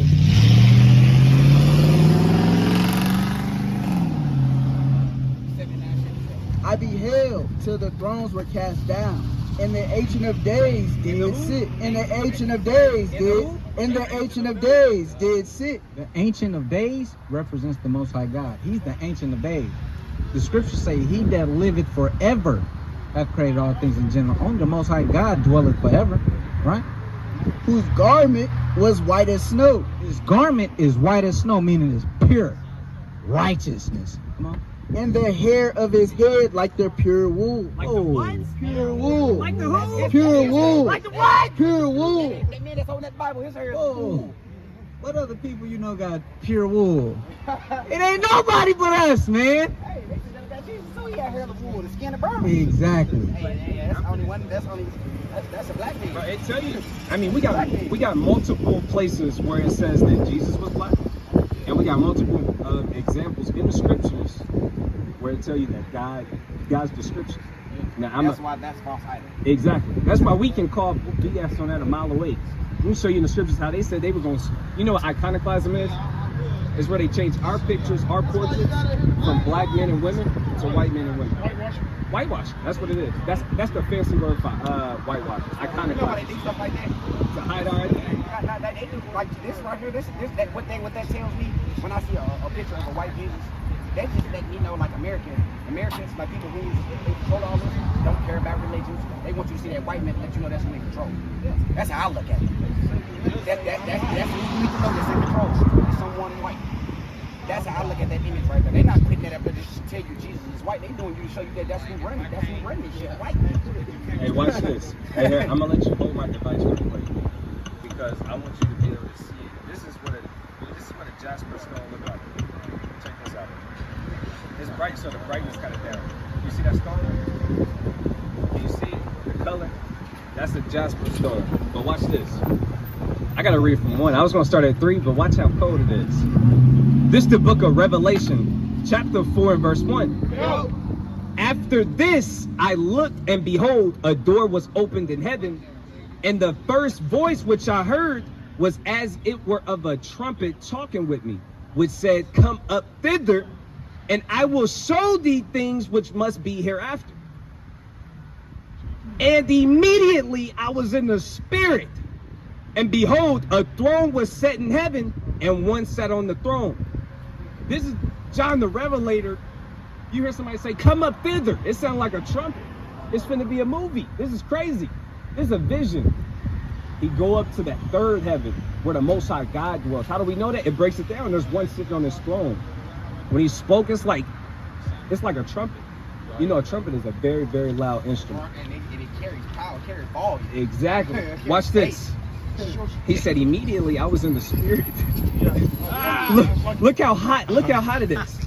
And he that sat was to look upon like a jasper and sardine stone. So the guy who sat in this throne, this guy he looked like a jasper stone. He said he looked like a jasper stone. It tells you what he looked like. It tells you his color. It says a jasper and sardine stone, and there was a rainbow round about the throne in the sight like unto an emerald. So you get in this vision, it's a black man with woolly hair sitting on the throne. I mean, looking mighty and powerful. And then he got a beautiful detailed rainbow right above his throne. And his name is Yahweh. That's the stuff that a scared. Exactly. They don't teach that about it. Not once did we go to the Christian church and they say, you know what, let's bring out Revelation chapter 4 today and let's show them what God looked like. No, they tell you God is just, He's all colors. you know, It doesn't matter. and it does. But He then they doesn't claim even have a body. You know, he sits on the throne, but it's kind of like not a body there, it's just a spirit. And he kind of just moves. Really, it's so deep. Like, God you is can't- everywhere. You couldn't even, like, if you were just trying to imagine what God looked like yourself, you couldn't be able to do it. Everybody gonna imagine him as a human being, because that's what you see. Your whole life is a human. That's what it describes him He as. said he made us after his likeness. Yeah, that's what the scripture says. He made us after his image. After his image. His Yeah, likeness. come So on. that means just how we got disposable thumbs. Yep. He got disposable thumbs. Spirit. Like, Yeah. That's what that's going into. like, look how everything is consistent. Like, he created everything. Like, everything has a purpose. There's nothing here without a purpose. For sure. But like, I like the part where God came up to give everybody free will and let you think and do the things that you want to do. That way, He knows if you right for Him. You know what I get out of that? You know how you had that movie, Charlie and the Chocolate Factory? Yeah. All the squirrels in there. All the good nuts and bad nuts. I The know nuts what he's you're throwing talking down the about. hole. Yeah. I think that's what God do to every creation because of the devil. Because of the devil. Why you say that? Now we got to talk. Like, this is just what I think. This is nothing I read in no book. This You is nothing straight, bro. I'm teaching nobody. This You is straight. a statement I make. You straight. But I think God did that just for the fact that, like, what Satan did, like, everybody, like what I got out of it, I don't know the whole full thing about as far as what Satan done, but I know he was cast from heaven from the things he did towards God. Okay. Now, I don't know the exact details. Lucifer, We got a lot to talk about. We said a lot. We got a lot. Yeah, we got a lot to talk about. And that's the reason why I We Bring me say, gotta Isaiah bring the 14. scriptures. We gotta bring these scriptures. I got you. Because, mind you, okay, I know it always go back to the church, but Christianity, I got you. Christianity is entangled with so much idolatry, it's ridiculous. Our English word hell comes from a not Greek, Thor, Norseman. It comes from Norse mythology. Our English word hell is have you ever watched Thor? You ever seen Thor? Yeah, Dude with the Hammer. It's a movie, and Thor had a sister in there. Her name was Helene or Helena. That's where our English word hell comes from. She's the goddess of the underworld. That's where we get our concept of hell from. try to come back and take over. Yes. Yes, she rules the underworld. Christians mix that with the Bible in the concept of hell in the Bible. The concept of hell in the Bible is not the same as their concept. That's Greek and Norse It's mythology. basically like a representation of somebody's name. Yeah, like Hades. You know Hades? He rules the underworld in Greek mythology. So everybody equates Satan with Hades. That's not how it works. Satan tell you, I'm roaming to and fro and forth on the earth. Right. Ain't nothing down there. It ain't nothing down there. I'm right here by you. Yeah. Now you have to graduate Yeah. out of here to get to where you need to go. Exactly. But hey, this is a big. That's why I say I look at this as a big test field. Like, you don't want to, like, if you was a creator or something, and one of your creations almost caused you wouldn't be able to create nothing else if you don't exist. If you don't have to, if you're not here to create something, you can't create it. So I look at it like this. God said, I would never let that happen again. That's how I'm looking at it. You're looking at it like he would never let that happen again. So what am I gonna do? Every creation. Wait, he won't let what happen again? No, I'm talking as far as how the devil crossed you. Getting at. That's what I'm getting at. Hold on. That's what I'm getting at. That's why I said Christianity mixed.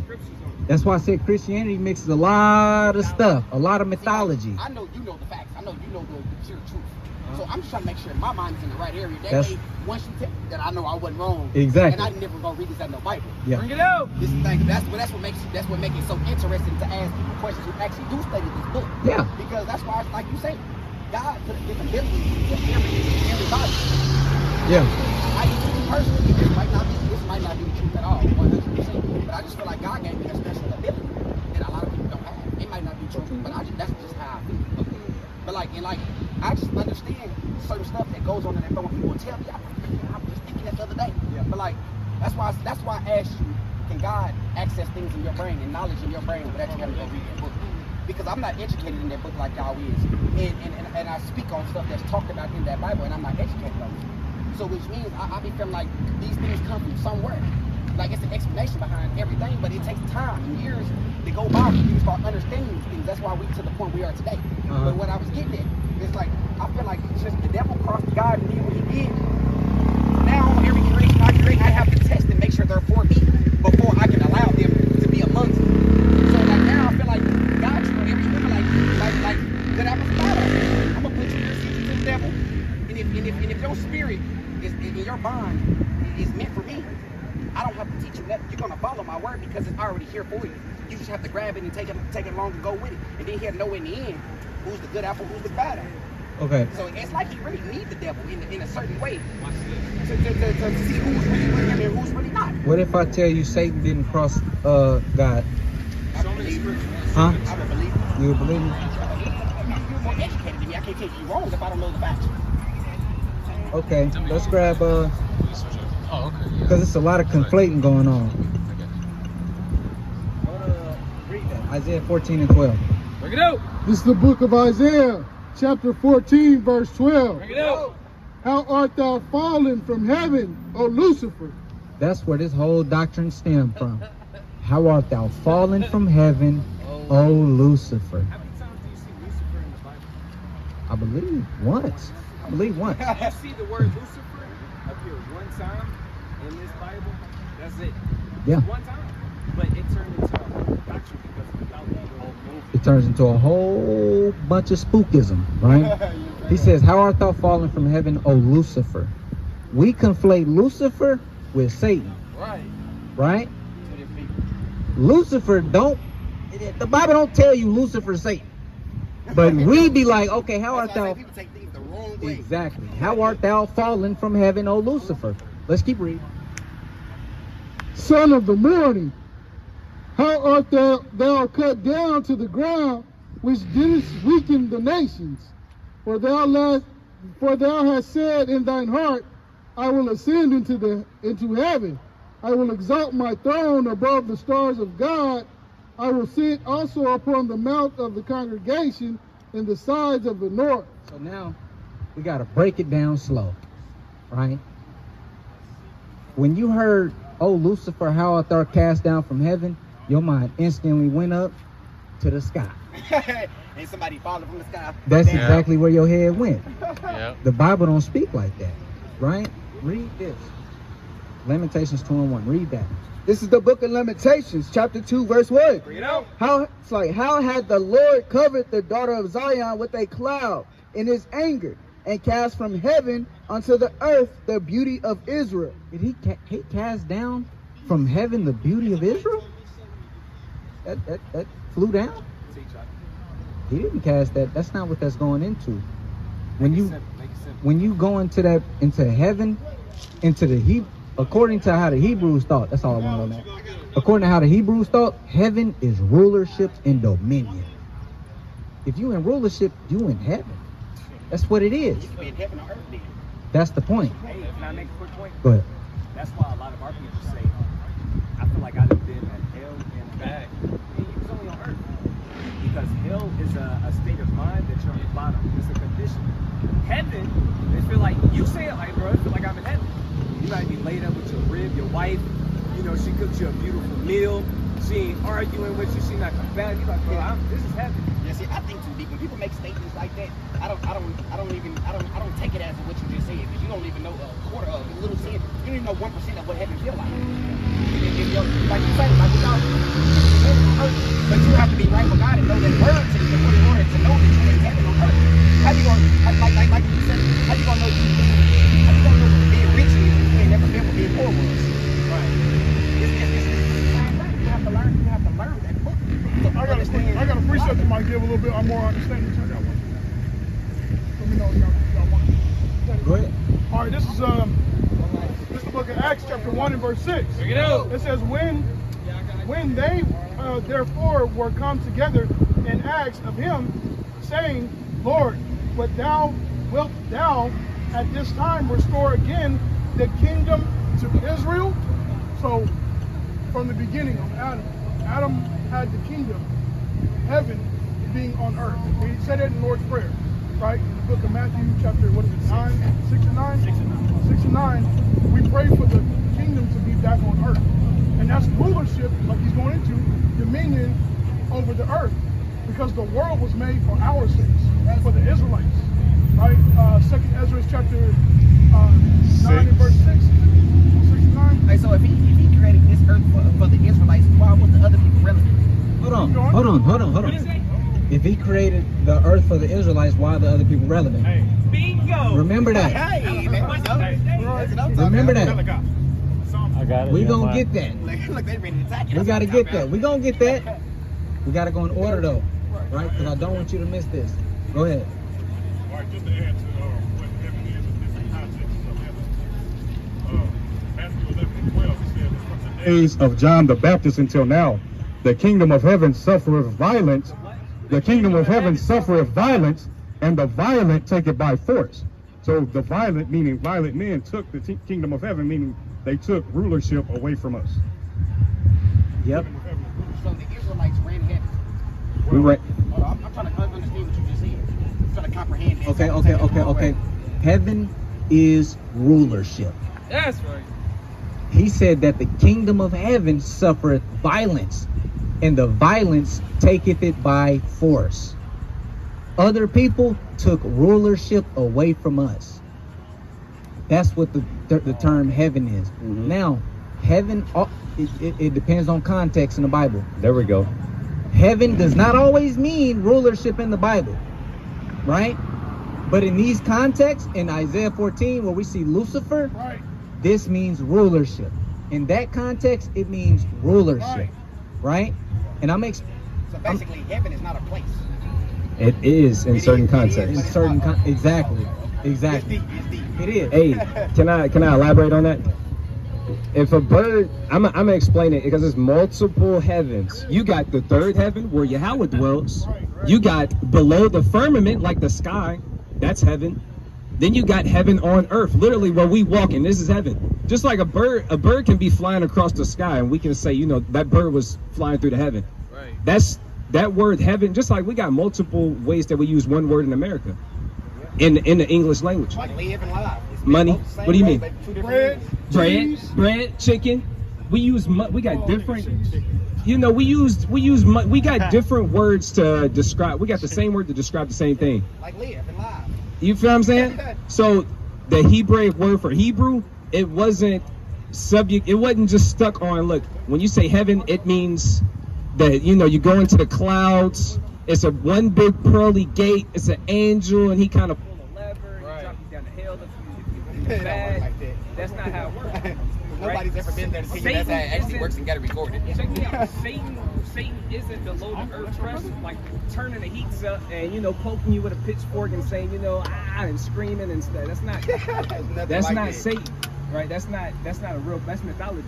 That's why he's going through these different situations to show you that's not what that means. So we got to show you Satan is not opposing God. We're going to show you that through scriptures because we know you believe in the scriptures. But go ahead, King. Fine.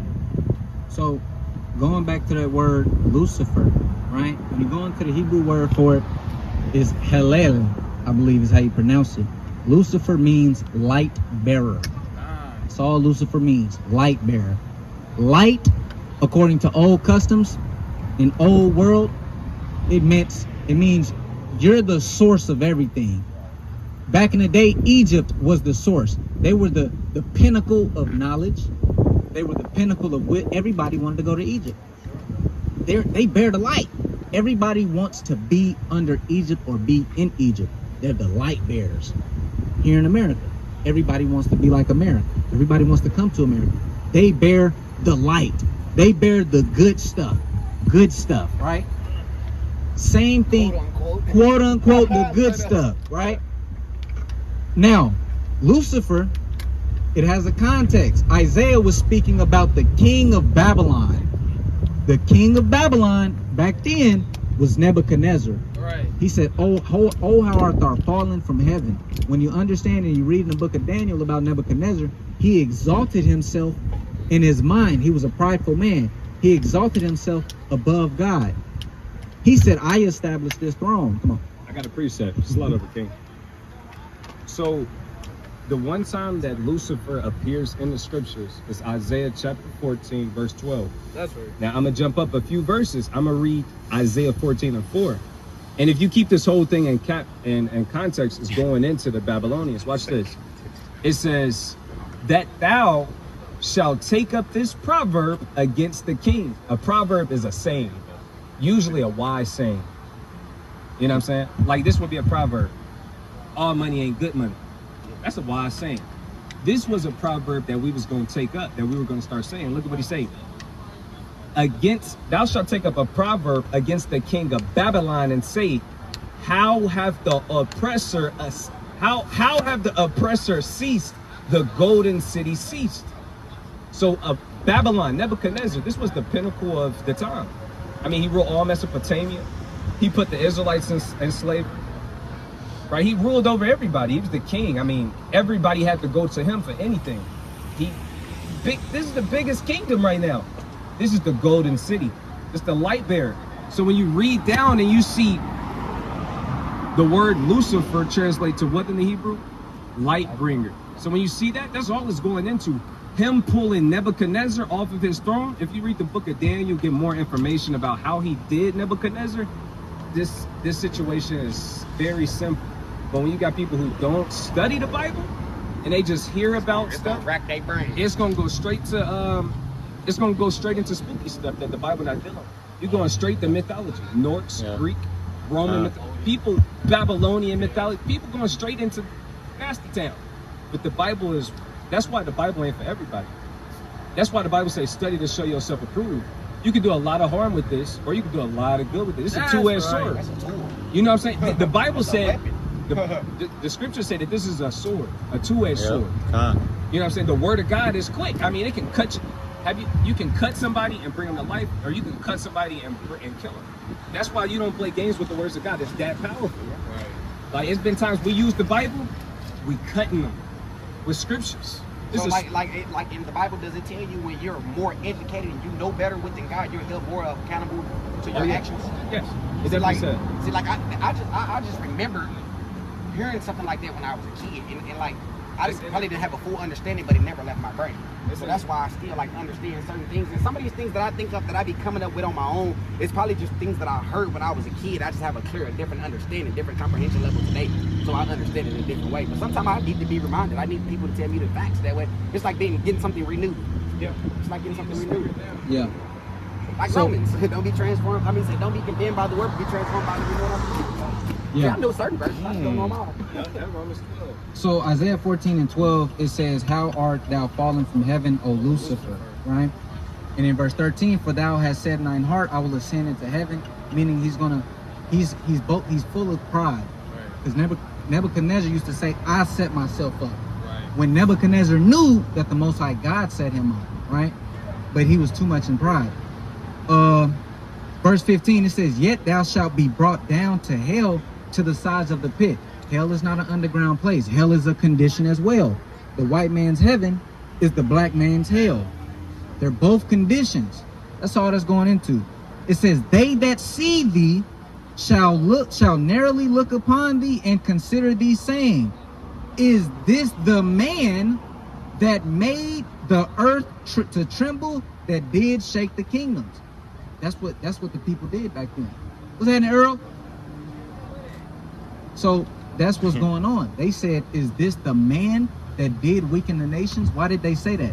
Because if you know about Nebuchadnezzar, the Most High God turned Nebuchadnezzar into a beast. He made him into a brutish beast who had no knowledge and no wisdom, no understanding. It said that he grew bird talons and grew feathers like a fowl. So he moved off instincts. He was straight off instincts, a dumb animal. That's exactly what animals is. They think they move off instincts. Either when we as Israelites, as humans, period, get to use our brain. We got understanding. And choices of animals don't get to live off instincts. Exactly. So if you during that time, you like, damn, This nigga got cast down from heaven. And he ain't got no understanding, no filter. Nothing. We talking about the man. We talk, Jeremiah, the bro wants you. We talking about a man that was in the top of the king's castle. Now this nigga's over here eating grass. He had the soft raiment. On his feet. He's on his feet and his hands and knees. He's acting like an animal. That's the Most High God casting the light bearer, the man who had everything, to the bottom. From the top to the bottom. That's the story of Lucifer. That's not Satan. Now, somebody grab me Job 1. This is gonna be plain. This gonna be plain. Straight to the point. You want me to start? You want verse 6? I got you. This the book of Job.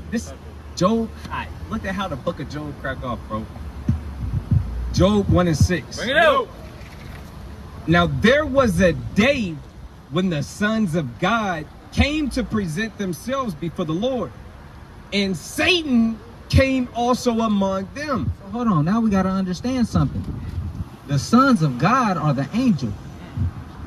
Satan got that message to come too. That means he's a son of God. That's what he was before he was cast from heaven. Oh, he wasn't the one cast. He wasn't cast That was from Lucifer. heaven. He wasn't cast from heaven. That's crazy. So check this out. That's crazy how for so many years you can be taught false stuff. Exactly. No, just look, Satan is still a son of God. At the end of the day, He's still a son of God didn't God. deny his creation. Because check this out. The Most High God created good and he created evil. The Lord do all these things. He put his name on it. This is the book of Isaiah, chapter 45, verse 7. Bring it out. I form the light and create darkness. I make peace and create evil. I, the Lord Yahweh, do all these things. He put his name on it. He stamped it. He said, like, I ain't God. I do. He didn't say Satan do this. He No, didn't he said say I. I make peace and Satan create evil. No, that's me. I. So hey, don't get the blaming this on nobody. You got a problem with somebody, come straight to me. Everybody, the Christian church, Come to me. the church teaches you to be scared of Satan. He's the bad guy. He does all that. No, God ain't no. Nah, see, that's why God said you fear me. Fear me. Fear me, because I'm the one gonna make Satan do what he. Because at the end, that could have been shut Satan down a long time ago. Exactly. I need him to, so I can make sure who y'all is. That's the point. He's a test field for y'all. That way, I make sure I don't make no more messed up creations. Hold up. Hold on. God didn't make no messed up creations. But look, that's why. That's No, why. no. The reason why I say that because there's people that's ungodly. There's people that's not for God. And God created And them. God that way. created them. That's why I say that's ungodly. If He you're not created ungodly, them you're not that- for God. Dahuam, you got that precept. I know you got it. I He knew. saved the I wicked. could. Yeah, I knew he. Well, Proverbs 11, verse 4. The ungodly from there. Hey, but I'm telling you, Check this out. when the whole world, I'm gonna get that. when I say when at least 60% of the world get on the level that y'all on, I think that's when God gonna come back and get his people. Oh, no, It's people- when he sees that the world has an understanding that he put you in half. 2/3 of our people gotta go. The Most High God. That's 66.6%. Oh damn. 666. We'll get there in a minute. Hey, All hey, right. but when you know the truth about Lucifer and Satan, you know that don't mean nothing. That don't mean nothing. Them are just symbols and things that people then came up with their mind to just say, you know, it's something. If it ain't like you What say, is if it ain't in the Bible, it That ain't number's real. in the Bible, though. Huh? That number's in the Bible. 666. Yeah. Yeah, they say that was on the mark. That's the mark of the beast, right? Yeah, that's when you worship the beast. That's when you worship basically idolatry and the ways of wickedness. And right now, the pinnacle of the ways of wickedness is America. That's why it says 66.6% of our people are going to be destroyed, because they're not going to get down with God. They're going to get down with the beast, which is America. Read that, Taiwan. This is Proverbs 16, verse 4. Bring it out. The Lord has made all things for himself. He did what? He made all things for himself. Even the wicked. Yea, even the wicked for the day of evil. The Most High God created them to be made for the destruction, That's for the right. day of evil. I want to bring something to his memory. So, you familiar with the Bible? You know who Moses is? Moses, that's the one who built the ark, right? No, that's Noah. That's Noah. Moses. No, you saying Noah's Ark. I thought you meant the Ark of the Covenant. Never Yeah, mind. Moses. Moses was like, nah, You know Moses. He parted the Red Sea. let my people go. He don't remember. Remember, he said, let my people go. He was in Egypt dealing with the Pharaoh. The Pharaoh king. He said, let my people go. Split the Red Sea. You remember? He turned yeah, the sea into blood. And then when they was leaving, he spread Oh yeah, yeah, yeah. the yeah. ocean You up. can't forget about Moses. Exactly. You can't You know, forget about him. Moses was an Israelite from the tribe of Levi. That's right. He was an Israelite. So when he was in Egypt, he said, "Let my people go," like because we were slaves in Egypt. Simple stuff. It's all the book always been about the Israelites. But the point I was gonna make, but you forgot a lot of this history. Pharaoh, he made Pharaoh harden his heart and not let the children of Israel go, just so he could destroy them and show his power. That's how God get down like that. That's how God works. Yeah, Some bring stuff it you out. ain't gonna understand. The way he moved, you ain't gonna understand. He said how I move it, like, well, basically, I ain't saying he said this, but like how you move, basically, by actions, he's showing you the way I move is not for you to understand. I'm God, you not. You my creation. You supposed to follow me and learn me. It's not. That's not your mission to learn how I think. When you doing that, then you wasting time. You wasting time. Do this. Says a man's goings is of the Lord. Romans 9 verse 17. Bring it out. For the scripture saith unto Pharaoh, even for this same purpose have I raised thee up. So even for this same purpose, have the Lord raised Pharaoh up. Like he put Pharaoh on the top of the world. In heaven. You ruling this kingdom. I mean, hey, Jeremiah, what did they say about Egypt and they studies when it came to academics and learning? Like the age. Oh, they said that like an 8-year-old or a 10-year-old kid in Egypt would have more understanding than a college graduate in America. They were that golden city at that time. But God said, this is why I raised Pharaoh up. This is why I raised this whole nation up. This is why I made Egypt. Let's keep reading. Let's see why God even did that. Why did he make the Egyptians come into power and rule over the Israelites and be this great kingdom? Why did he do that? Let's see why. That I might shew my power That in what? thee. That I might shew my power in thee. And that my name might be declared throughout all the earth. He said that I can show my power. I'm going to raise up this whole nation. I'm going to put my Israelites there, my favorite people. You're going to oppress them. I'm going to have my servant Moses redeem them out of captivity and bondage. Then I'm going to send all of these plagues on Egypt just so I can show my power. Just so I can get my name. Just so people will know that I'm Yahweh. That's right. I'm gonna have Moses part the Red Sea. I'm gonna send them into the wilderness for 40 years. Then I'm gonna exit. Then I'm gonna send them in. He did all of that just so he can show you his power. Just so he can show you I'm God. Hey, this is how somebody broke it down to me. It was like, imagine a teacher, and it's a teacher, right? A male teacher. He's teaching like first graders, and he builds this tower in the beginning of the school year, and it's made out of Legos. Just walk with me. This is what he said. Imagine every day he commands the children to attack this tower. By any means, do whatever you can do to break it. I don't care if you come in here with, you throwing a chair at it, you climbing on it, you trying to bite it, you hitting it with a bat. They I just can't break this tower. It's just too strong. Whoever built this was crazy. It's too sturdy. Nothing we do can come in there. Nothing we do can break this tower.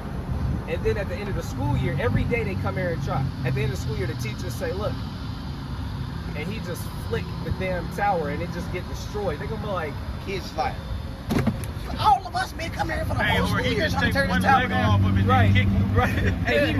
Hey, imagine he moved one piece and then it just shattered. They're gonna be like, he's a guy. Right. He's the guy. Let's serve him. Right. God did that so we'll see his power and serve. That's how everybody started knowing who the Israelites was. That's why everybody started being afraid of the children of Israel. And when they heard, there's many gods on the earth, supposedly. But when you hear the name Yahweh, people tremble. Oh, wait. Slocky, too, real quick, Slocky. So he placed his name on us. That's why he's doing what he's doing to us. You know what I'm saying? Because we're the chosen, because he chose us. Respect us. He chose us. So, and he placed his name on us. So you already know, like all the scriptures that they're bringing out, he wanted to show his power. He worked in small numbers. A lot of times, if he worked in big numbers, what was it? I'm just gonna say it. If he worked in big numbers, a lot of people would think it was them that saved, right? What is that? I'm trying to remember it. I don't know it off the top. You know what I'm talking Not about? getting my foot into another. You mean Gideon? Gideon. That's what I was looking for. Okay. Gideon. So that's why. And then he always used small numbers, and we are small. We're small here in America too. Right. You know what I'm saying? So and that's what he's gonna do at the end days too. Like he's only getting a remnant of us. You know what I'm saying? A small grape, like he talks about the second out of the cluster. He's only getting a small grape because he wants to show forth his power. He wants to show forth his strength. he placed his name on us, right? So just wanted to tell you that to go along with what he was saying. Let's get back to the base of it. Right. This is the book of Job, chapter 1, verse 6. Bring it out. Now there was a day when the sons of God came to present themselves before the Lord, and Satan came also among them. And the Lord said unto Satan, Whence comest thou? Then Satan answered the Lord and said, From going to and fro in the earth. No. In hell. From going to and fro in the earth, and from walking up and down. So, real quick, because there's two thoughts in the Christian church, right? Satan supposedly got cast down from heaven and he's bound in hell, or Satan got cast down from heaven and he's just somewhere, right? The scriptures tell us he's here. He's not bound up in hell. There's not none of that. Big old pit of fire, go burn. Nah, it ain't none of that. And guess what? During this story of Job, God commanded Satan, go do this to Job, but don't do this. Don't harm his flesh. Don't overdo it. Take everything away, but don't harm his flesh. If Satan was so disobedient, why he ain't flip God the bird and be like, nah, Straight up. I'm out. Let's let you know he wouldn't. And first of all, if God, I look at it like this, if God cast the devil from heaven, now it all makes sense. If he cast him from heaven, and I don't like you, boom, you got to stay away from here, boom. Why would he come to you later on needing favors from you? Yeah. Why wouldn't God just evaporate you? That's like you showing your loyalty to me your whole life and I steal from you. Yeah. I have no reason to be coming back to you. You have no reason to be coming back to me later on asking me for no favors. Asking for nothing. You cross me, I cut you off, it's over with. I need no favors from you. That's how now I can see where like what they meant by like Everybody will make this claim. Anybody that believes that in monotheism, that there's one living God, they say that this God is all-knowing, all-powerful. Why would he have a tough time fighting somebody and barely getting the upper hand, and he put him in a chokehold and he kind of kick him out of heaven and he say, I'm done. And he barely get the win and he barely get the W. That's really downplaying how strong our God is. Yeah. Our God don't have enemies. Everybody work for him. Like a boss. He sit on his throne and hey, look, go handle that. I need you to go tempt him. It's already, you can't disobey him. Right? Satan can't disobey him. He was created for a purpose. Right. Satan was created for a purpose. He has a straight purpose, right? Hey, I got a question. Go ahead, Hey, King. what did it mean in the Bible when it said don't trust a man who wink? Oh, that's a proverb. Yeah. That's a proverb. It's kind of talking about a cunning and sly person. That's what it's kind of talking about. Cause niggas don't really just normally just wink, but you kind of got those people who kind of be like, yeah, I'll pay back. No, nigga, I be like, hey, nah, man. It's talking about a smooth. It's talking about a smooth nigga that's kind of just on, moving and cunningness. Yeah, I got you, big dog. Like I'm playing with you. And then he kind of, hit you with the wink, dap you up. He's a fox. Watch this. That's what kind of man he is. That's exactly what it's going into. This is the proverb. This is Proverbs 6:12. A naughty person, a wicked man walketh with a froward mouth. So it's going into a wicked man and a naughty man. How they talk with their mouth, the kind of things they do, their mannerism. Watch this. Hey, a man that's trying to overbear you. Have you ever been around people that's gambling and people that's moving and playing dice games and stuff like that? They might have a like 3 little shot cups and they got a bean in there and they which one? You gotta pick which cup it is. Oh yeah. And they gambling though, like put 100 on it. Yeah. And they give you the first 2 and they down $500 or something. Then next thing you know, he turn it up a notch and he Bro. and look, y'all Everything you ever raised had. the stakes to 1,000 and you thought you was sure. Yeah, he a huckler. Mind you, the whole time he's talking. Yeah. He's talking, getting you to come into this trap. He just manipulating. He just, bro, get this money, big bang, take little bang, blah, blah, blah, blah. Hold on, brother, slow down. Watch Yeah, this. Hey, somebody that talk too fast, you can't trust me. Yeah, I look. talk fast, but I don't talk fast to try to con people. I talk fast, so that's the next play how I talk. Yeah, look, check it out. It says, he winketh with his eyes, he speaketh with his feet, he teacheth with his fingers. Frowardness is in his heart. Frowardness is in his mind and his heart. He deviseth mischief continually, he soweth discord. So a wicked man who moving like this, he'll have them kind of attributes. And the wink isn't actually going into a wink. That's just like the Bible used code words and just it's seasoned with salt. Just how we'd be like, hey bro, that was hard. Like, hey bro, you go hard. What does that mean? I did something good. Hey, if a brother be like, hey bro, come through tonight, it's gonna be a movie. Does that mean when you show up? Does that mean when you show up, they're gonna have a It's damn gonna be cracking. Polaroid on the damn screen? Bro, That means it's gonna be a good time, baby. Exactly. bro, that party was fire. Damn, it caught on fire? Nah. was One booming. time They I was told shooting. Zion, Yeah. I said, bro, your Cannons going off. It was booming. That shirt is hey, hey, one time I said to Hey, that's Zion, saucy. I said, Yeah. hey, bro, your Sauce shirt on my is shirt. wet. Yeah. If I say your shirt is wet, what does that mean? Man, did somebody pour some water on it? Right, that's not what it I don't feel means. no water on my shirt. Right, it means it's a nice shirt. Exactly. Right, you know, it's fashionable. Yeah. Right, so that's Slang. yeah, that's all it is. It's a lot of slang in the Bible. A lot. That's why a lot of people have a hard time understanding. That's what make American word. That's what make American like language hard to learn. Yeah, There's so much slang mixed in it, and then you got so many words that mean the same thing. And then you got them pulling in the base of their language come from different languages. Like for real, they got so many words Latin. come from different languages. Greek, Right? everything. Greek, Latin. A lot of it is that Latin, but they got it from different places. For real. Yes, sir. You got a lot of questions. You got more questions? I'm just listening for them. I just pop up with it. And when I just hear y'all hit certain subjects and stuff, pop in my head, I just ask. No, But you everything straight. I ask, I'm always remember because like that's the only way I can teach people if I know the facts. Or know the Definitely. scripture. Don't forget, Satan obeys God. That's Right? the main thing. Satan obeys God. Satan don't got no choice whether or not he can obey or disobey. Satan wasn't cast down because they like to tell this story. Satan was a beautiful angel. He was one of the best angels there He was. was. The best singer, wasn't he? Yeah. He was the best at music. He was the one of the best at music, Right, and he played was. the organ. That's not in Yeah. the scripts. You don't find it in the Bible. It's not in there, bro. Hey, that's what I'm saying. They're like, how did you know that? You wasn't there. Exactly. God didn't tell you that. If God didn't tell you that, how you like I just said, man, if God didn't tell you, if it ain't in that Bible, then it ain't true. It ain't true. It's all fabrication of somebody's imagination. Somebody altering something. Exactly. Bro, you gotta tap in with us. Montello? Yeah. That's what you're doing? Bro, you gotta tap in with us, bro. For real, bro. It's so much stuff, bro. Hey man, I was looking at this video. It was this dude having a battle rap, but he was talking about Jesus in his battle rap. He said, "Man, you want me to tell you I know Jesus is a nigga?" I was like, "Oh, here he goes this." I seen that. Hey, you seen that video? I sent it to him. Man, that was crazy. What he was saying, I'm like, It made too much sense. Yeah, it made too much. He said, "You know, I know Jesus is a nigga." He said, "Why?" He said, "He the only man that he done told his children he gonna come back and get him, and still ain't came back and got him." I'm like, "Ah, man, come on, man, you can't be serious." He said all types of stuff. He said, you know how I know Jesus is a nigga? He's like, "Why?" He said, "Because they hung him on the cross, they stuck nails in his hand, and he still wasn't tripping." He said, he still wasn't tripping. He said, you know how I know Jesus is a nigga?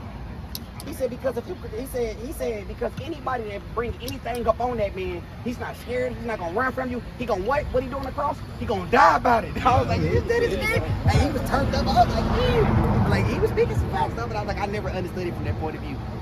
All right, bro. You had a question about the Gentiles. Did he? About why they was created. I believe was one of his. Y'all remember that? He said, why was they created? If God was created for us, Oh, yeah. Oh, he said if the earth was given to us, why do we Why not was these possess it? why is these other people that's living amongst us necessary? What you want? I don't know where y'all going. Hey, I think Y'all might not be going where I'm going. if somebody was asked me that question and I didn't know and I was to give an answer, I would think God put these other people that's not irrelevant to what he put us here for because that's the only way you can learn. If you have no obstacle, how can you actually 100% learn God? You have to have an obstacle. Because look at many things that we could be out doing right now, but we right here. So I think that's the reason why he put these other people to teach us. Because like we have to go, like Betty Wright said in her song, no pain, no gain. You gotta go through something in order to gain something. So I think that's the reason why he put these other people here as obstacles for us to stay focused to him. Like if I tell you right now, hey, I'll give you $1 million if you walk from this stop sign to the end of that corner. And you think $1 million walk from here to here? Okay, watch this. But you didn't know how many obstacles I was gonna put in your way before you got to that corner. You didn't think it was gonna be that easy. You walking here, next thing you know, you done seen 15 cars pull up guns out on you ready to kill you. You didn't know that this was gonna be that type of obstacle for you walking. It seems simple. When God tell you this is what you do to get into heaven, it seems simple. But it's not like that. It's obstacles. I think that's the reason why he put these other people who's not irrelevant to us. Because we have to have some competition. This scripture's also in. Wait a second, I just said. what's up, sis? How y'all doing? All right. Hey, you can talk to us. Yeah, I am. I'm trying to see my 7 and 1. I'm cool. Go to 7 and 1. Oh, okay. Okay. This is kind of what you was going into, bro. It's the book of 2nd Ezra, chapter 7. Bring it out. And you're not wrong. You said that they were put here as obstacles. That's what the Bible said. The Bible said that these nations are the Most High God's sword. He uses these nations to punish us when we go off. And me, as a person, if I was a creator of something and I want someone to learn something, I don't want you to just learn from me just sitting here telling you. And you just, okay, yeah, I want you to actually be hands-on. I want a real obstacle to pop up in your life and see if you can still focus on me like God did somebody in the Bible. He let him walk on water. As soon as you got distracted and looked up out of that water, you go under. You lost faith. Check this Faith. out. Book of 2nd But Ezra, the obstacle is what made him learn, though. chapter 7. And when I had made an end of speaking these words, there was sent unto me the angel which had been sent unto me the night before. And he said unto me, Up, Esdras, and hear the words that I am come to tell thee. And I said, Speak on, my God. Then said he unto me, The sea is set in a wide place, that it might be deep and great. But put the case, the entrance were narrow and like a river, who then could go into the sea to look upon it and to rule it? If he went not through the narrow, how could he come into the broad? So basically, there's a big field, big open sea, right? He put a narrow path on it. You got to get through this narrow path to get to the bride. There is also another thing. I'm going to give another similitude similar to it, but this one's a little bit easier to understand. A city is builded and set upon a broad field and is full of all good things. The entrance thereof is narrow and is set in a dangerous place to fall, like as if there... So he says there is a city full of great things. This symbolizes the kingdom of heaven. There's a city full of great things in the field, but the entrance is narrow, right? It says the entrance thereof is narrow and set in a dangerous place to fall.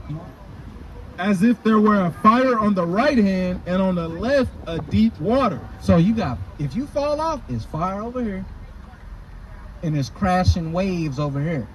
You're not gonna survive this wave. Lose-lose situation. That's a lose-lose situation. It's not an obstacle. Come on. And only one path between them both. Even between the fire and the water, so small that there could but one man go there at once. So you can only take this path on your own because I can't make decisions for you. Yeah, I don't wake up and look at him and be like, hey bro, should I keep the commandments today? And he be like, yeah, and then I just do it. It's on me. It's on me to do that. That's what that free will God gave you is for. So it's only one path. Come on. If this city now were given unto a man for an inheritance, if he never shall pass the danger set before it, how shall he receive this inheritance? If he never goes through these obstacles to receive this inheritance, how shall he receive it? If he don't go past these things, these stumbling blocks, he can't get it. It's, bro, the Most High God treats us like a father. Yeah, that's hard, ain't it? The Most High God treats us like a father. Crazy how I just thought of that. Like, listen, I feel like this is how you do it, and I've never read no book to know that, to confirm that. But Yeah. yeah, it's confirmed. Yeah. So which means that's just letting you know that God can put knowledge and education in you without reading it. Just to act, you know how, like, for instance, if you're teaching a kid something, Yeah. they might be already a smart, educated kid. You just have to, like, you know how, like, this we can be inside of a room filled up with gas. All it takes is a spark, and it's gonna be a reaction. I think that's how God works sometimes. He can spark something in your brain randomly, and it'll be like a domino effect to everything else that you've already been thinking. It's just confirmation. Exactly. But that's why we do have the Bible to confirm whether we believe is right or wrong. Let me ask you this. According to America, is it okay to have 2 wives? No. Right? If I told you, you can have 2 wives, how would you feel? If you told me that, Yeah. You didn't know me and I just walked up to you and was like, bro, you can definitely have 2 wives. I would go research it. You would go research it because it's kind of feel off. Yeah. Because of how we grown up. It's something I haven't been consistently hearing my whole life. Exactly. It kind of feel off. Bible tells us you can have 2 wives. So we go in there, confirm it. Okay, you can have multiple wives. But according to how we grew up, it felt off. Like, nah, they told us you can't. But like now that right there, that type of stuff that confuses me was the real thing about what's going on. This is what really happened. like how y'all doing, I can speak something and be like, okay, now that right there, let me tell you this, because I can't be the type of person who knows the truth about something and listen to somebody sit here and explain a lie or something that they're not for sure about and don't tell you the truth. Because I like the way you explained that to me. If I was a person that didn't know, I would have believed everything you just said. But this is how, this as a child of God, when you see somebody who can bring people out like that can just open their mouth and start talking and have everybody listening, them is the type of, you grab them and you teach them the right way. Some people in Christian churches will belittle you for not knowing your knowledge and education on the Bible. They'll look down on you. Oh, he don't even know. That's why I don't go to churches, because that's like Life Jennings said in his song. I feel like that's a fashion show. These people, it's a fashion show. They come to see who perfume and cologne smell the best, whose tuxedo is the freshest. But then like somebody comes to church like me, I'll tell them I'm fresh out of prison, and then like I'm come to get right with God, and some people gonna be looking like real some quick. people gonna be happy that I'm there. Oh yes, I'm so happy you came. Real quick, bro. Real quick, you straight. You good. You good. You good. Trust me. Real quick, just to get back to your point though. The law of the land, right? How we're supposed to follow the law of the land in the Bible and so on and so forth, that creates a conflict. Read Romans 13:1. All right, this is the book of Romans, chapter 13, verse 1. Bring it up. Let every soul be subject unto the higher powers, for there is no power but of God. The powers that be are ordained of God. So, this is how it's rendered in the Greek. In different translations, they say obey the laws of the land. But according to the Greek, how it was written, this is what it says: obey the higher powers, right? And Paul's using wisdom. Why do you obey the higher powers? So you don't freaking go get thrown in jail, right? But let's also get the context on what he's talking about, because this was Paul's writing a letter to some people. These are real people. Paul didn't have us in mind when he was writing this. He's writing this to these people. He was writing this to Israelites who are living in Rome. And there's things going on in Rome at the time that he needs to address to the Israelites that's living in Rome, because they're trying to awake and come back to the truth, just like we came into the truth. Most High God, he taught us, sent us elders, teachers to teach us the truth. Same thing we're doing now. So that's all his letters is, but we're gonna read it a little bit more. It says, whosoever therefore resisteth the power, resisteth the ordinance of God. And they that resist shall receive to themselves damnation. So Paul is writing to these people to obey the higher powers. Now, a lot of times the higher powers was the church elders, right? Those are the higher powers. A lot of people wanted to be rebellious, right? And the reason why I say they're the church elders, let's read. Verse 3. For rulers are not a terror to good works. The good works are the law, statutes, and commandments. He says, for rulers are not a terror to good works. If I asked you, are the laws of America a terror to good works? My answer is yes, 1000%. That's how I know it's not talking about obey the laws of the land. Why? Because their laws are a terror to good works. Their law says it's okay for you to marry a man. The reason, to elaborate, I want to help make that more simple. When Paul said this, he was telling you, look, as long as they not telling you to go against God's commandments, it's good. That makes sense? So the terrors to good work, that's what he's saying. That's how he phrased it. I'm making it more complex when I'm trying to make it more simple. Basically, don't break God's commandments. If the America, they teach you to. So is that just in the Bible? He says, "Thou shalt love others as thyself," or is that a commandment? It's a commandment. But it's talking about that being a commitment, and we're following the laws of the land. When they say, "Thou shalt love each other like thyself," these people are religious too. They're not loving us. If they sit here beating us, enslaving us, killing us, and burning our family, they still respect their laws. That's the hypocrisy. That's the hypocrisy of America. You know what I'm saying? So don't get too caught up on obey the laws of the land and God. No, obey God before you do anything with these. What he's getting by when he said obey the laws of the land, if it's righteous by me. Yes. Okay. If it's unrighteous, to hell with them laws. Straight up. You know what I'm You're saying? gonna be in trouble with him because exactly. you're not doing what he's doing. Mind you, this is Paul. This ain't God speaking. Paul is just giving you wisdom. That's it. Every verse in the Bible is not the word of God. Don't get that twisted. No, you'll see red words from Jesus. And God That's from Jesus. God gonna specifically tell you these is my words. Exactly. Don't say I at the beginning of that. Thus saith the Lord. Exactly. No, when God is speaking in the Bible. Check this out. This is the book of Sirach, chapter 4, verse 22. it says, accept no person against thy soul, and let not the reverence of any man cause thee to fall. So don't let the reverence or the respect for anybody cause you to break God's commandments. Not even America. Anything that America say, if it goes against what God say, easy choice. You go with what God said. If a man say, look, this is this, do this. If it goes against what God said, I'm not doing that. You can respect a wise man. You can actually learn from a wise man. You can follow a wise man. But if that wise man at any time say, look, go against God, easy. I'm going with God. I'm gonna take all the education and knowledge you give me about God, where you train me and teach me. First time you go against God, I'm gonna stick to the righteous education. Of course. I'm leaving you alone. Of course. Thanks for the education, but I'm going. And a good example of that is King Solomon. Wisest man ever lived. He committed adultery. And not adultery, my bad. He committed idolatry.